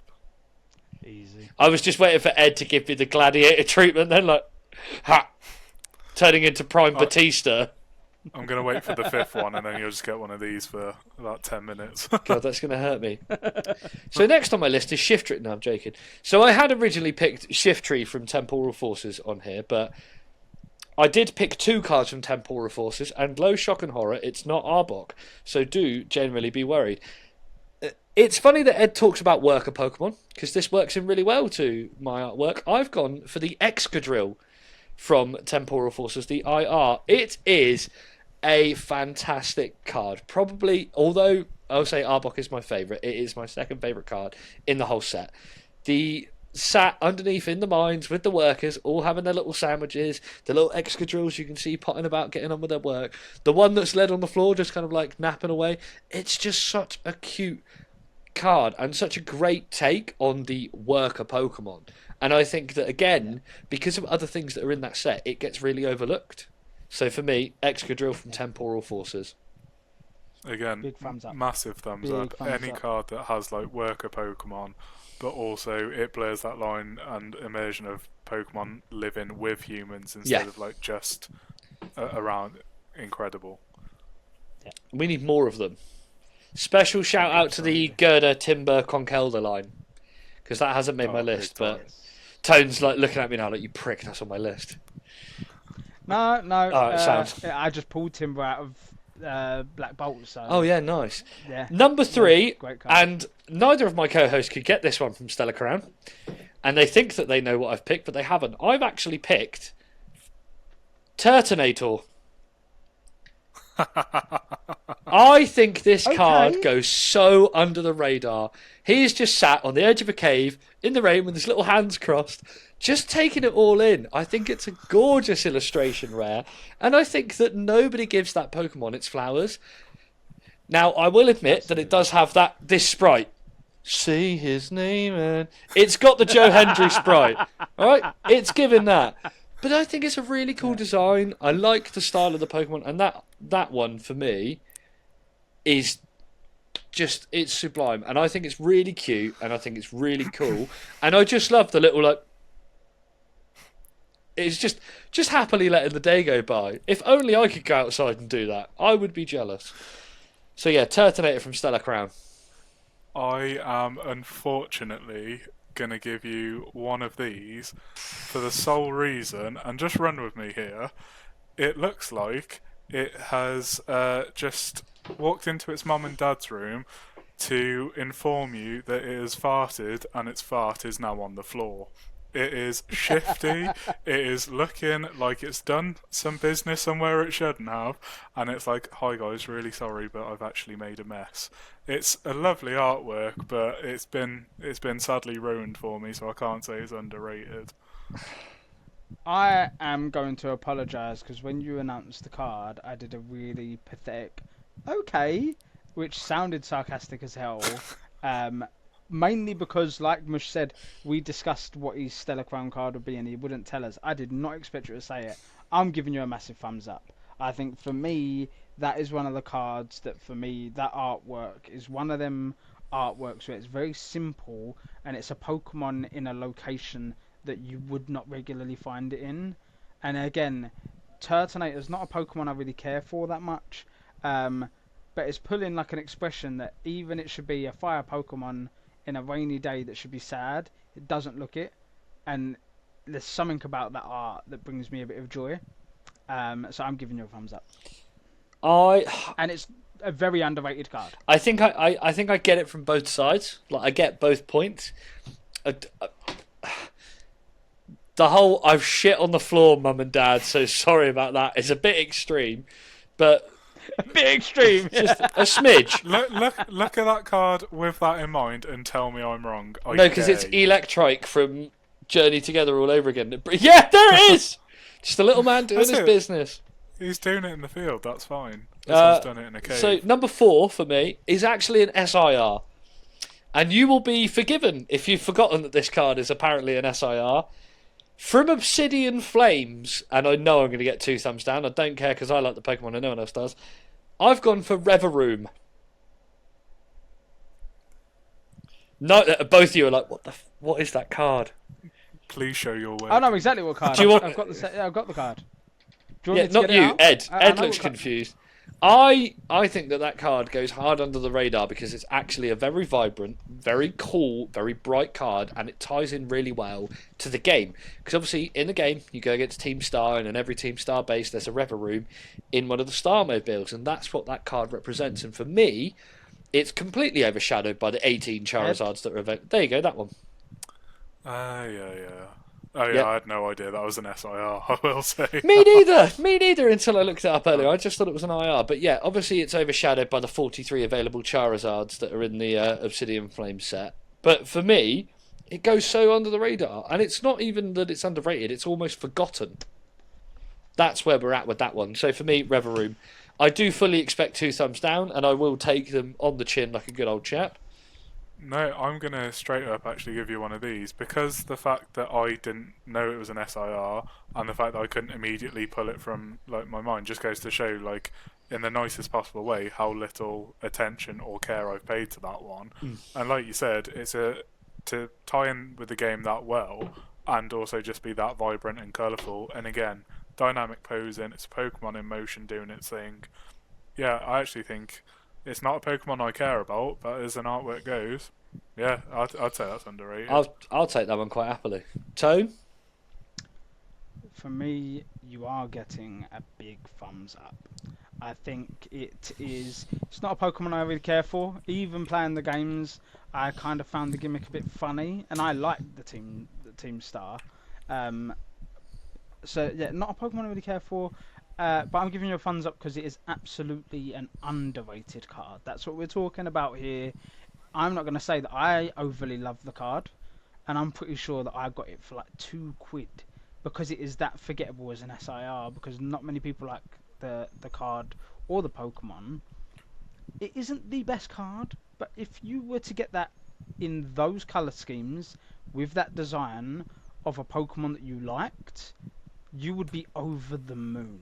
It is a great design.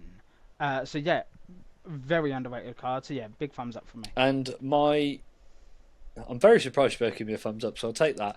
My final card, and I think this is another one that I think slips heavily under the radar, is, and I will say it gets a lot of love because I used its evolution line in Scarlet before I decided to go and complete the Pokédex, and obviously decided I could use whatever I liked. I have gone for the Fletchinder illustration rare from Paldea Evolved. It is sublime. I'm sorry, but you can say whatever you like. But the little dude, obviously, Fletchling evolves in a Fletchinder, and it picks up the fire typing as it evolves, and it's now sat in front of the fire on a late night in a dark skied campsite, and it's just such a beautiful art, and it's another display of a Pokemon in a real life style and setting. Because I can imagine that if you were to expand that card, the other side of that fire is probably its trainer. Or maybe even just a person in the Pokemon world that is kind enough to offer it some seed or food. And it's just, enjoying the heat of the moment. And I think again, there's so many good ones in Paldea Evolved that could be picked from that I think it just goes so heavily under the radar. So my final one is Fletchinder. Yeah. I'm coming straight in with a big thumbs up because that was the first art where I pulled from Paldea Evolved, and I was instantly blown away. Massive thumbs up. Thank you very much. Couldn't agree more. No, such a beautiful really card, and when it's like a dark setting and it is like only illuminated by what would actually be there, it just, again, a bit more immersive, absolutely stunning, and like you touched on, the fact that it sort of demonstrates that evolution line, I think that's a beautiful touch for a card, massively under the radar. It was very, I don't want to say it was very difficult to pick 5, because we could sit here and pick cards that we really like all day and all night until the cows come home and then they leave again to get milked in the morning. It's one of those ones where I think every set has an underrated card, and then every set gets released and more cards get released or get displayed, and then everyone forgets about, like, oh, well, what about this belly bolt from this set? Oh, well, I don't care about that anymore because, said card has come out from this one and I really like it. And it's very easy to forget about all of these wonderful cards that now you can pick up. Oh. Yeah, it's very easy to remember that there are a number of cards now that, like the Fletchinder, you can pick up for £3, £4, £5. And before, they would be £10, £15 around the release period because everyone would be absolutely gagging to get hold of all of the IRs. So that's my 5, which leaves only Tone. Just show before us. We get into Tones, I just want to say, like, I don't know if you guys noticed this when you were putting your list together, but I feel like you could have almost done this entire list just with Paldea. Like, I feel like that is a set that, apart from the Magikarp, nobody particularly actually talks about. It's like the fact that it's got that absolutely unbelievable Shinji Kanda artwork in it. Yeah. But you take that away, It's like Mush, you and I were chatting about the Chien Pal that is absolutely unbelievable. Yep. But again, you take those two out, people have struggled to tell you what cards are in it. I just See, feel like as a set, it got skipped, and then we just picked up again after. But it's such a great set. We were talking about the Such a great Quaquavel set. in it within the house Yeah. setting, which is good. I love the Assassin's But Creed-esque all of the- Meowscarada. Yeah. Masquerada. You know, The and Tropius. the Beautiful. Tropius is beautiful, and it's the same with the Flacoco, Crocodile, and oh my god, I forgot its name. No. Feraligatr. Feraligatr. Fuecoco, Yeah. Crocodile, and I've forgotten its name. Skeledirge. Skeledirge, thank you. Skeledirge. Yeah, like that's again, those it. three are fantastic. I think that Paldea Evolved, if I can pick it up, I will still try and open it. Just on the Yeah, off chance that I can pull absolutely. something really cool. Absolutely. Really, I would rather have the Chen Pao over the Magikarp purely because I really love. There is nothing you could beat a saber-tooth tiger with a sword for teeth. But obviously, if I can pull a Shinji Kanda, I'll sell it to Ed for 3 times the price. He will pay it. He will pay it. Don't get me wrong, people. He will pay me for it. Some of the cards in Yeah. that set, like the thing was that unfortunately was just such a big set of artwares. I think there's like 60 or 70, but some of the cards, like you said, I could have easily wrote my whole list just on that set. You say that's So a lot, easily. but compare it to Black Bolt and White Flare, and it's nothing. It's Shrouded Fable in child's comparison. play. True, it's true. Yeah, if only we could get our hands on Padao just as easy. I wish. But I had a list. My short list was a short list of 15 of really underrated, and all but one are in the first 5 sets, not including mini sets like 151 or Paldean Fates. And I've tried to go with one from each of the first 5 sets because I think, bar maybe Paradox, because that set still upsets me with how bad the pull rates are. The first 5 sets are severely underrated sets and have some cards in there that are just really overlooked. So I'll go from Scarlet and Violet on, but base set was going to be the Greavard, and I've got 2 names that I'm going to play around with here, but I am going to say the most underrated card of that set is King Gambit. King Gambit. What an incredible card. Having the Pawniards all there lined up, the 2 Biosharps at the side, King Gambit fierce as hell in the middle, and I pulled that card and I was like, didn't really know King Gambit as a Pokemon. I knew the others. I was like, absolutely absolutely incredible card. Paldea Evolved. We've just been sitting here saying how many incredible cards are in that set. There is a Cantonian Pokemon that is a very underrated Cantonian that got a Paldean version. In fact, it got 3 Paldean versions. The Paldean Tauros does not get spoken about enough. Charging with the midnight sun, the twilight sun behind it as it's in charge, and it's got the herd going along. Paldean Taurus does not get spoken about enough. An absolute stunner of an artwork. Don't of mind a me. I'm set just that gonna has leave incredible this cards. here. Yeah. I feel like But Tone's for just me- back-to-back bangers. And again, I could have gone on with loads. We discussed stuff like the Heracross, the Tropius, and so many incredible cards in that set. Moving on to Obsidian, I think it might be obvious because we've discussed this one before. There are incredible cards in Obsidian Flames, but I don't think many are underrated because a lot of people really rate them, like the Gloom, like the Ninetales, like the 20,000 Charizards. All of the 3 birds have stunning cards. There is one art rare that, mainly because a lot of people don't like the Pokemon, it does not get enough love. But the Bright Blue Palafin card is an absolute stunner of an artwork. And yeah, I'm going to get a thumbs down here, but I think it's very similar art style to King Gambit. You have the blue Palafin right there. You have the Finazons there popping out to the side. The absolute beauty of the colour, and I like my blue cards. For me, Palafin is very underrated. I'm going to give it you. Wow. Yeah, I don't think that, for me personally, it's as good as the Batman Palafin, but I still think it's an incredible card, and you are right that it does get massively overlooked because of 63,000 Charizards.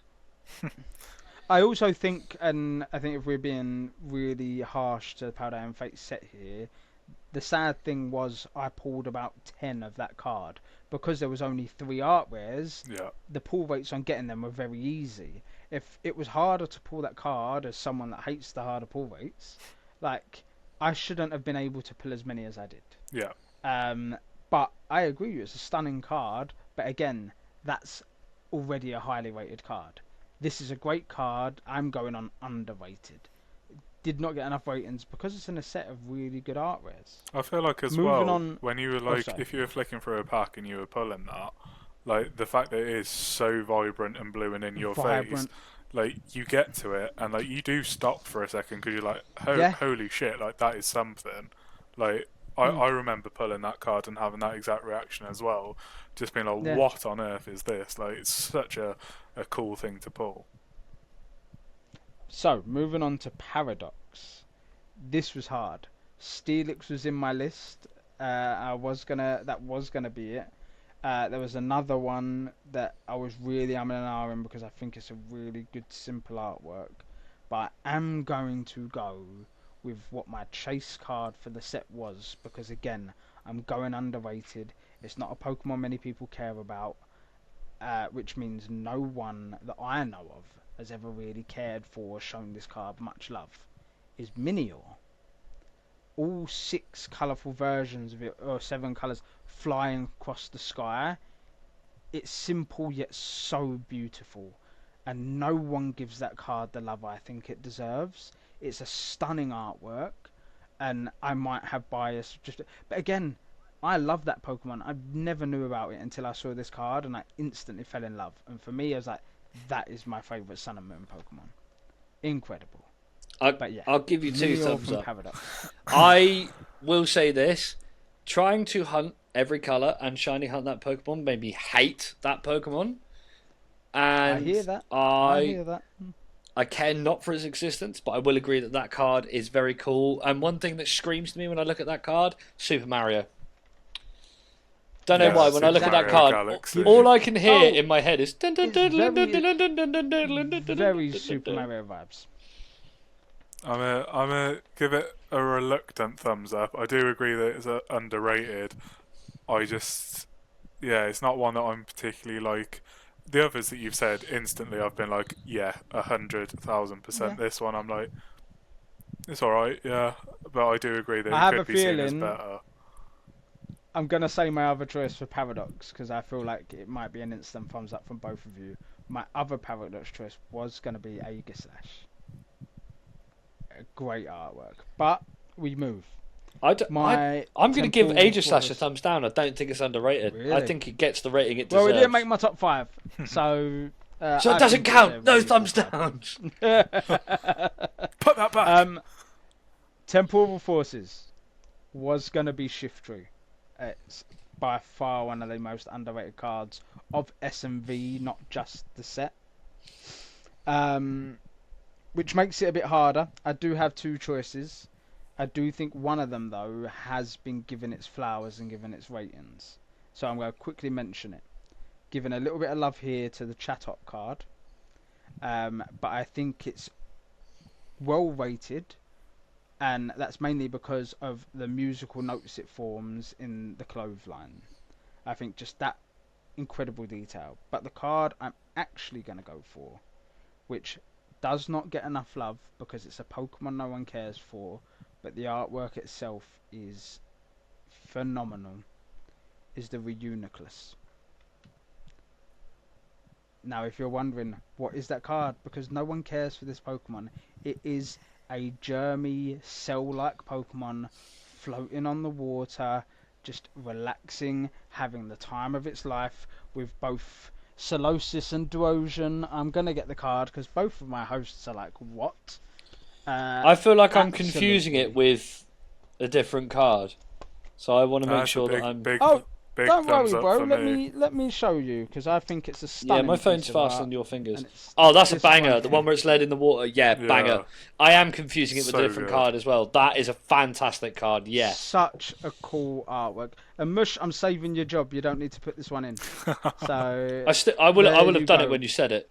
Mush will have already edited this in, and now he'll be sat there going, "Oh, cheers, Tone." Just to be Cheers, petty, Tone. he's going to put it up over your card. Over my card, yeah, no. I expect nothing less. But those are my top 5. I do have, again, because I tried doing the first 5 sets, and because I'm going to add one more little cheeky one in for us all to quickly discuss. One of you made a good point about a Pokemon that normally looks a bit angry and looking much happier. I am surprised none of us. Special shout out to Pinsir. Ed's got a really great IR. Yeah. Absolute incredible card. That was the only card post temporal that I thought is underrated and does not get the love it deserves. Do you know what hurt me? As a big Sizzle fan, why didn't Scyther get an IR? Yeah, so badly needed. I was also really tempted to put Nidoking from 151 in, and before we go into why that's like everyone loves that card, you can pick that up in English for like £6, in Japanese for like 2 or 3. For me, that card should be one of the £20-30 plus cards. It is unbelievable. Watercolour in the jungle, absolutely stunning. If I had my way at the Pokemon Company, that would have been an SIR. Yeah, 100%. Could you And imagine? I would have actually put Nidoqueen on that card and given Nidoking a different card. Connecting artworks as well. Connecting artworks. Imagine just Nidoqueen the other side of a small river, and they're basically just looking at each other. Yeah, it bangs. But then you were given the Nidoking and Destined Rivals, which is just, god tier. Also fantastic.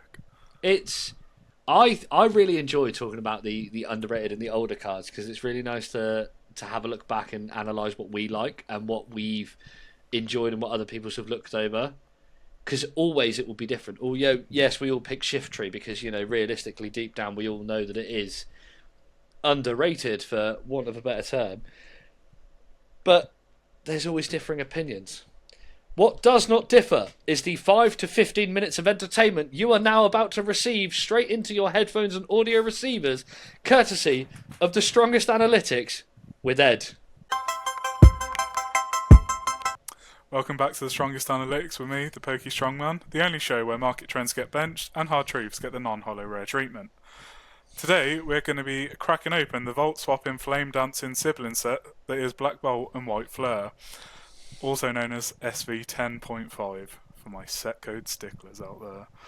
These Unova-themed juggernauts are still red hot after their latest release. Think full art Unova Legends, Trainer SARs, and a collector's dream disguised as an art rare nightmare. Today we're going to be zoning in on the 3 most expensive cards from the sets themselves. No promos, no rumours, just real in-pack heavy hitters. Let's talk cardboard carnage. Up first, from the brand new BWR rarity tier, we have the Zekrom BWR. Let's start with Thunderboy himself. Zekrom's BWR hit like a surprise thunderbolt the moment that it leaked. Black monochromatic styling, no background, full texture. It's a modern day callback to the BW era promo minimalism, and collectors were absolutely foaming at the mouth before the set even released. Initial prices for this card spiked to £420, but have since somewhat cooled to £280 across online selling platforms. This card feels legendary, but the monochromatic styling might be an acquired taste. It also depends on how well the print quality holds up in English, as we know notoriously the print quality is nowhere near what it is in Japanese. If the quality remains good and cards start grading in at 10s quite consistently, we could see the card soar in price, or equally we could see it fall off harder than a non-mint Plasma Storm Charizard. Right now, it's still holding strong at a current £280, but it can be quite shaky, and only time will tell what is in store for this thunderous juggernaut. Up next, sticking within BWR tier, we have the Reshiram. Now, if you remember back to our last episode, this card was actually far more expensive than the Zekrom was. However, it has been turned on its head in the English release. At the peak price, Reshiram was at around £460 with consistent sales, with one absolute helmet trying to sell it for £700 on Facebook Marketplace. If I see you posting that card from your car once again, it is on site, my friend. The current price for this card is £245 raw. Reshiram launched above Zekrom in Japanese, a clear sign that the White Hot Dragon has an early lead, but in English it's dropped far harder, turning the tables on the Japanese market. It's interesting to see this Reshiram dip more aggressively despite the higher early demand and cross-language demand. This could suggest that either the pull rates for this card seem a little bit different and people aren't actually chasing it as much, or the front-loaded hype for Reshiram fans has been bought on early and bounced with people picking it up in Japanese or paying the inflated prices and then dipping out afterwards. Definitely one to keep an eye on. I can't actually call this one because out of the two, I think we could all agree that the Reshiram is actually probably the better card than the Zekrom. I quite like the white monochromatic styling. I feel like it pops more from a binder. Mush disagrees, and that's why he's on mute currently. It's because I have to sit through 15 minutes of a live stand-up that I'm not prepared for. When I go and pay £15 to watch Frankie Boyle at the Hammersmith, I'm prepared to piss myself with laughter. But no, you are right. I do disagree. I think Zekrom's better than Reshiram, but I also prefer Zekrom in game to Reshiram, so that's just me. I'm going to mute myself now so I don't laugh too much. Mush gets heckled even when he's not talking.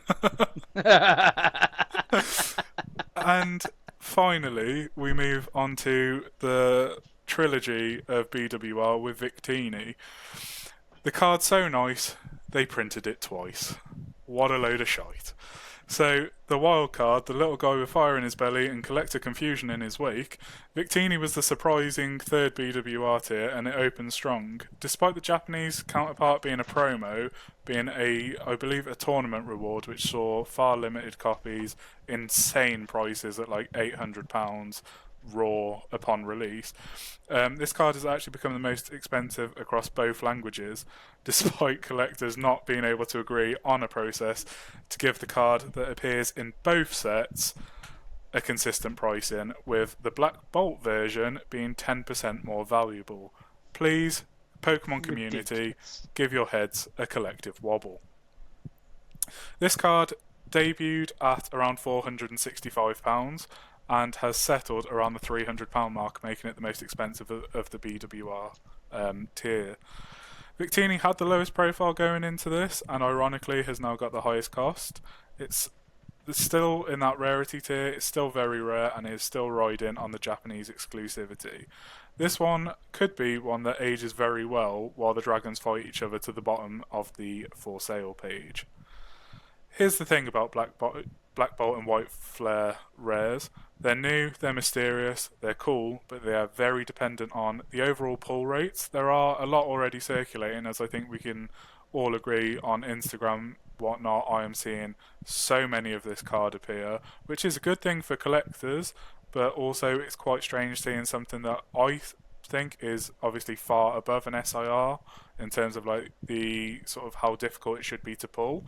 I feel like I've seen this card more than the Zekrom and Reshiram SIRs, which is pretty mental. It's also I still ain't pulled one. It's also very dependent on the English print quality.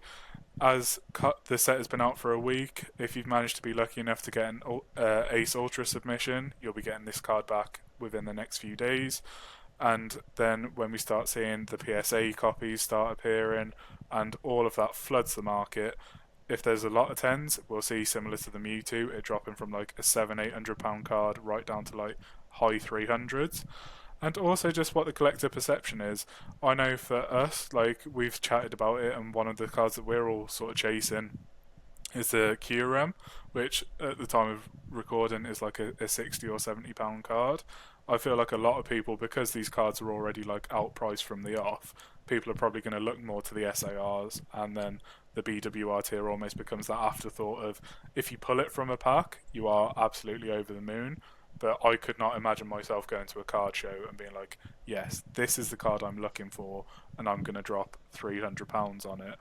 At a card show, probably closer to 400. If you're collecting for the love of the set and the love of Unova, rip packs and enjoy the pulls along the way.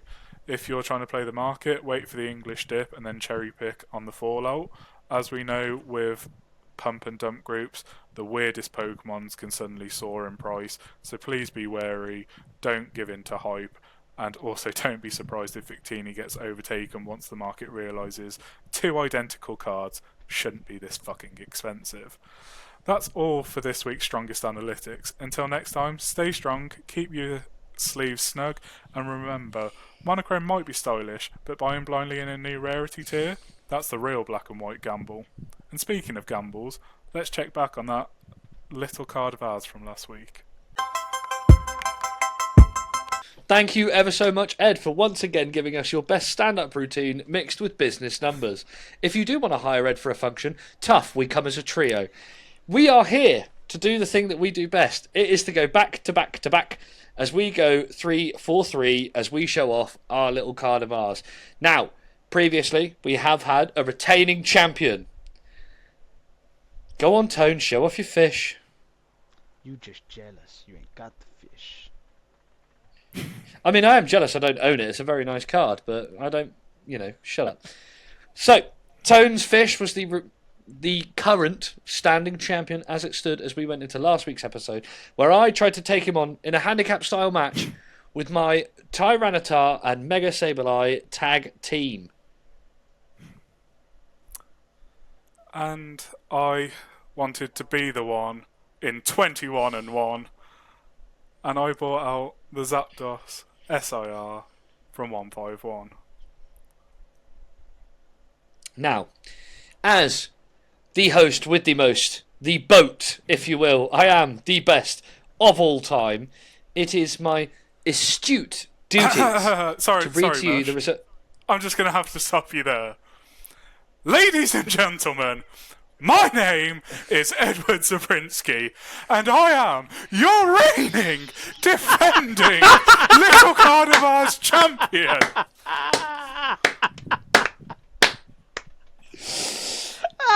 I don't want to hear another thing ever about me. Ever. But Ed, that was fantastic. You will never be the same. Okay, now to read the results, although I'm sure there is a small spoiler that we've just all experienced. In last place, with 18% of the votes, is Mush's Mega Tag Team. Good day. In second place, with 28% of the vote, it is Tone's Magikarp.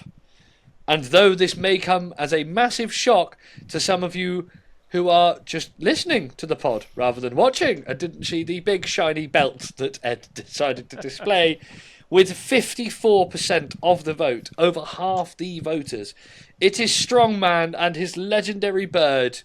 The Zapdos is the winner. Congratulations, Edward. Thank you. I am nothing Insert if golf not clap. humble. Sure. I am also a small man. Moving on. It is, unfortunately, once again, the time where I have to bring myself into my binder collection to find a card to take on the card that has destroyed my card previously. Yes, I said card a lot there. It is mine and Tone's objective in life to now try and take down the crown of the bloke who could bend an entire town. I have tried to look into my collection to try and find something a bit different, as I do every week. I don't want to just bring, the same kind of style of Mon. And this week, I have actually dipped in to my master set of the Glory of Team Rocket, and I have brought out a trainer card. But not just any trainer card. I have gone for the original bad boy and friends.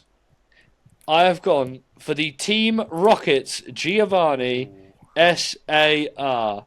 Now, my unfortunate Mac laptop cannot do it justice to just how cool and how well textured this card is. Stunner. But if you want to vote for world domination, to unite all peoples within our nation, to denounce the evils of truth and love, to extend our reach to the podcast above, it's Mush. That's my name.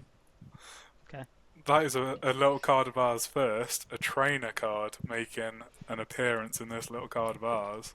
Not just any trainer. Put some goddamn respect on that name. This is Giovanni. Well, it's That's going to me be a banging tough on my week desk. for me. So we have Zapdos, we have Giovanni. We did have a 2-time winner here, but what is that? Magikarp is evolving. Do do do do do do do. And I've also gone. I know exactly what he's reaching for. I've not gone for the one you think I'm going for. I'm actually going with the same theme as you, Mush. Rocket. The Rocket set. Stamped pre-release Dark Gyarados. Ooh. Insert tone-hating stamped cards. Insert. But anyone that did see my rant in the group chat, I said pre-release are different. And when I had the opportunity to grab this bad boy, what an amazing card. Lovely clean front. But I've gone for Dark Gyarados pre-release from the original Rocket set. Right there. Absolute beauty. I still, to this day, regret letting go of my Aerodactyl. Probably one of my biggest regrets is letting go of my pre-release Aerodactyl. There we go. So, for this week, will you vote for the big, dragon-like Gyarados? Will you vote for the man looking for global domination in a Japanese Giovanni? Or will you vote for the legendary Zapdos? Once you have watched this illustrious podcast, which I'm sure is probably well over 2 hours by now, go over to the PokéPals Instagram page where you can vote for one of 3. You know the right answer, but we won't tell you what it is. Now, we've gone head to head to head, as we often do. I think it's time for us to wrap it up with one final big question. And I think it comes as Pokemon fans, it's no surprise that we often probably pretend, think and wonder what it would be like to be able to walk around with our favourite Pokemon. Now, as much as I am a big fan of Arbok, if I was walking around with a near 10 to 20 foot serpent, I would be filling my britches with shitches. And it would be very, very scary. So the question I put to myself and to my co-host, of which we will do Tone, then Ed, then me, is that if you could have any Pokemon as a realistic pet, i.e. you cannot have Steelix chilling on the couch with you, who and why? So, you're starting with me, and I know what you're all going to think. You're just going to pick Squirtle. And you're bloody right. No, I'm kidding. Squirtle would be incredible, and I would love it, and it would always be my first choice as the Pokemon that would be my partner Pokemon. But the question that we are putting here is what pet Pokemon would you pick? For me, you say pet, you say Pokemon, there's only one Pokemon that comes straight into my mind. It is one of my all-time favourites. It is a dog that can be considered legendary. And I like a big dog. For anyone that doesn't know, I've got a 40-kilogram American Bulldog. So I like big dogs. And I would live my life cuddling up with an Arcanine on the sofa. And it would be me and my boy Arcanine living together at home. I don't think either of us can argue with it. No. I think, if anything, we both agree with it. I would love to have a real-life Arcanine. It would be incredible. It will be interesting now how Ed manages to swindle that a Machamp would be a pet. So, as we move over to Ed. So, Because what was it you said earlier? Cooking, cleaning, hoovering and dusting. Oh. It's not a pet, it's a maid. So, I've actually gone for Gen 9 on this one. And I would actually have a little Lechonk. I think it is an adorable Pokemon. Like, don't give me that look, Mush. You know I can keep a pig. That is absolutely fine. I just think it's such a... I am actually smiling because I agree. Yeah, so, I you know, think... get your fishing rod and reel your net in. Come on now. An absolutely adorable Pokemon. We've all seen the Obsidian Flames artwork. It is in a homely setting. It is the cutest little thing. It is, with a name like Lechonk, how can you not love it? What a absolutely incredible design, lovely chill Pokemon. I think you could have a hell of a lot of fun. It could just lie on its little pot belly and watch TV with you. For me, easy, no brain choice. No worries. When am I moving in? Because I am Lechonk. I can lay on my pot belly and watch telly all day long. I wish Mush let me speak first then, because I was I I love was going these to comment and say I feel like Lechonk would stink, and then he's like, "Oh, that's me." Well, To be fair, not wrong. I've been sat in this chair for nearly 3 hours. Things have gone horribly wrong. I love these kind of conversations because obviously you get a bit of a change on what normal people would say they could pick, because I would love to have an Ekans and an Arbok, because obviously people do stop, keep reptiles. pause quickly. Is that you get a change on what normal people think? Are you saying the edge choice is not normal? Is that what you're saying? No, I like Ed's pick. Why is everyone suddenly... I like Lechonk. I've got the Obsidian Flames artwork on my wall in my office.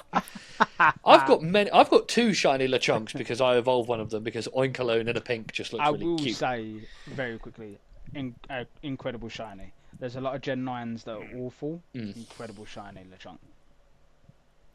Sorry, Mush.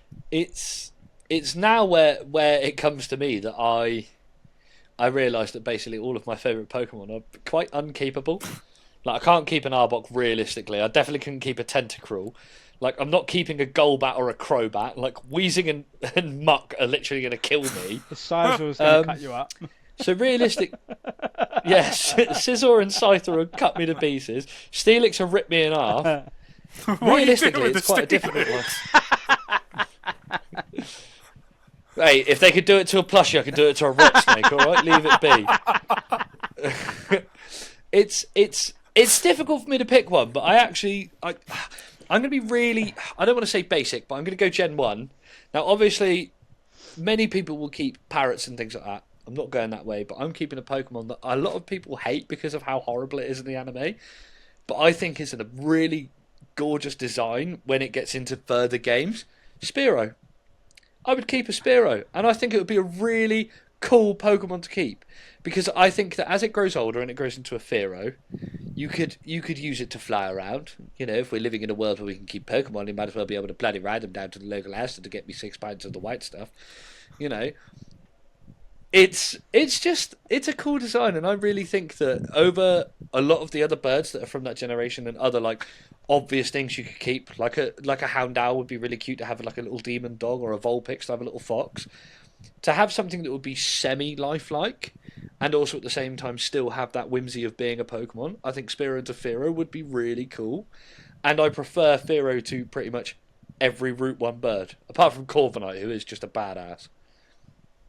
So yeah, for me, I'm picking Spearow. I will say, you could have given me a month to Sundays, and I'd have never guessed. Absolutely. Spearow there. I'm not going to lie, I thought Lechonk was a wild pick, and then you went, hold my beer, let me go wilder. To me, that is crazy. But I just think if you put it into the idea of obviously a lot of people keep birds in cages, and it's not just you could have a Chatot and that would be very normal, just basically a parrot. Even a Trumbeak and a Toucanon, again, not too weird. But I really like Spearow and Fearow. I think it's such an underrated evolution line, and I think it's a cool looking Pokemon. So I'm picking them. I'm not the sort of person that'd ever consider keeping a bird. I think bird Pokemon was never going to be. Oh, me neither. All of my favourite Pokemon are basically reptiles or squids or massive snakes or poisonous beings. Out of interest, so before we wrap up, I just want to ask you boys, who was your honourable mention, or who would be your second choice? Houndour, without fail. Houndour, interesting. Because I have a Dutch/German Shepherd dog, Zeus, who is a big black dog. It's basically the same thing, and I think that he has the mentality of a Houndour, where he's fiery on the inside, but really outside he's a dark, evil bastard.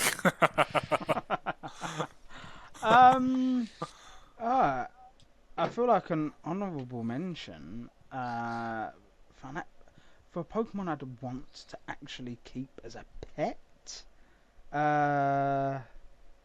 Oh God, there's a I appreciate I'll just say Squirtle, put you man. on the spot, but- Squirtle that's inevitable. That's definitely going to be up there. So I'm not going to pick it because it's too obvious. I think I'm looking at two that are back to back right now on my 151 poster, and Toads is going to love me for this. It would either be Sandshrew and Sandslash. Raichu or Sandshrew, something like that. Because fuck Pikachu, Ah. it would be Raichu or Sandshrew, something like that. Like a mouse kind Nice. of Pokemon, but a cool Pokemon. And technically, Sandshrew isn't a See, mouse. I it's had an rats. armadillo. I had rats at one point in my life, so it would actually be quite Hmm. cool to have a Rattata and Raticate. But I feel like But that fucker would bite I'm my arm legit off. thinking about the Sandshrew episode in the anime. I'd love to have my Sandshrew running, jumping around the house with me, and I feel like it'd be really fun. Nice. Go on then, Ed. Who's your Yeah. honourable mention? Send us home It happy. would be the Swiss Army pet himself. It would be Bidoof. Have you boys seen Bidoof's Oh, Last Oh Stand? God. The video on YouTube where it's like Yes. he goes through the league and he's just craving that high five. If I had a Bidoof, I would high five him every day, every night, without fail, and just like Bidoof would get bed royalties. He would be allowed to sleep in the bed. he would have the bed and I would be on the floor. Like, I'd have an Ed bed. yeah, I mean it'd be bloody industrial sized, but Christ, what an amazing, cute, adorable little pint-sized Pokemon that again has so much utility and application in the real world. You need him to mow your garden, he's got cut nailed down. Don't you worry. You need him to, like, you know, rearrange some furniture. Cheeky bit of strength, job done. Like, this Pokemon could Need do to it travel all, the seas? and as well, wouldn't take up that much space. What a legend. Need him to do a Ron Simmons impression? Damn. Damn!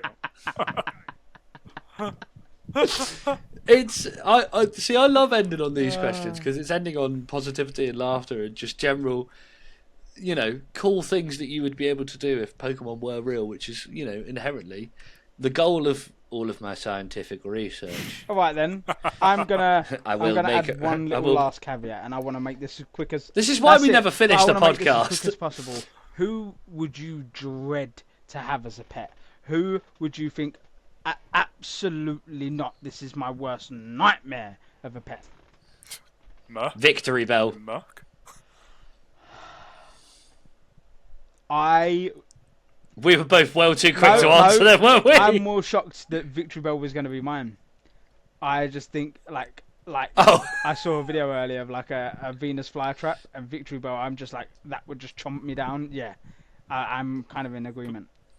But also just the it very much gives That's the it. it gives the Little Shop of Yes. Horrors.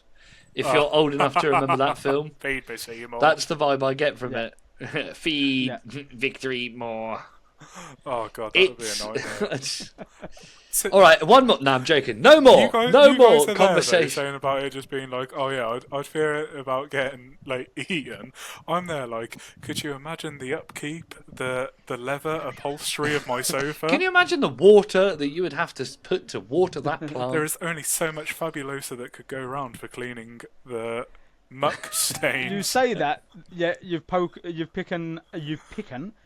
a Pokemon that the animal of that fabulously rolls around in mud and shit, and is gonna waddle it all over your carpet in Lechonk. All I'm hearing is me and LeChonk sunbathing in the garden, rolling Mud about on our bathing. backs.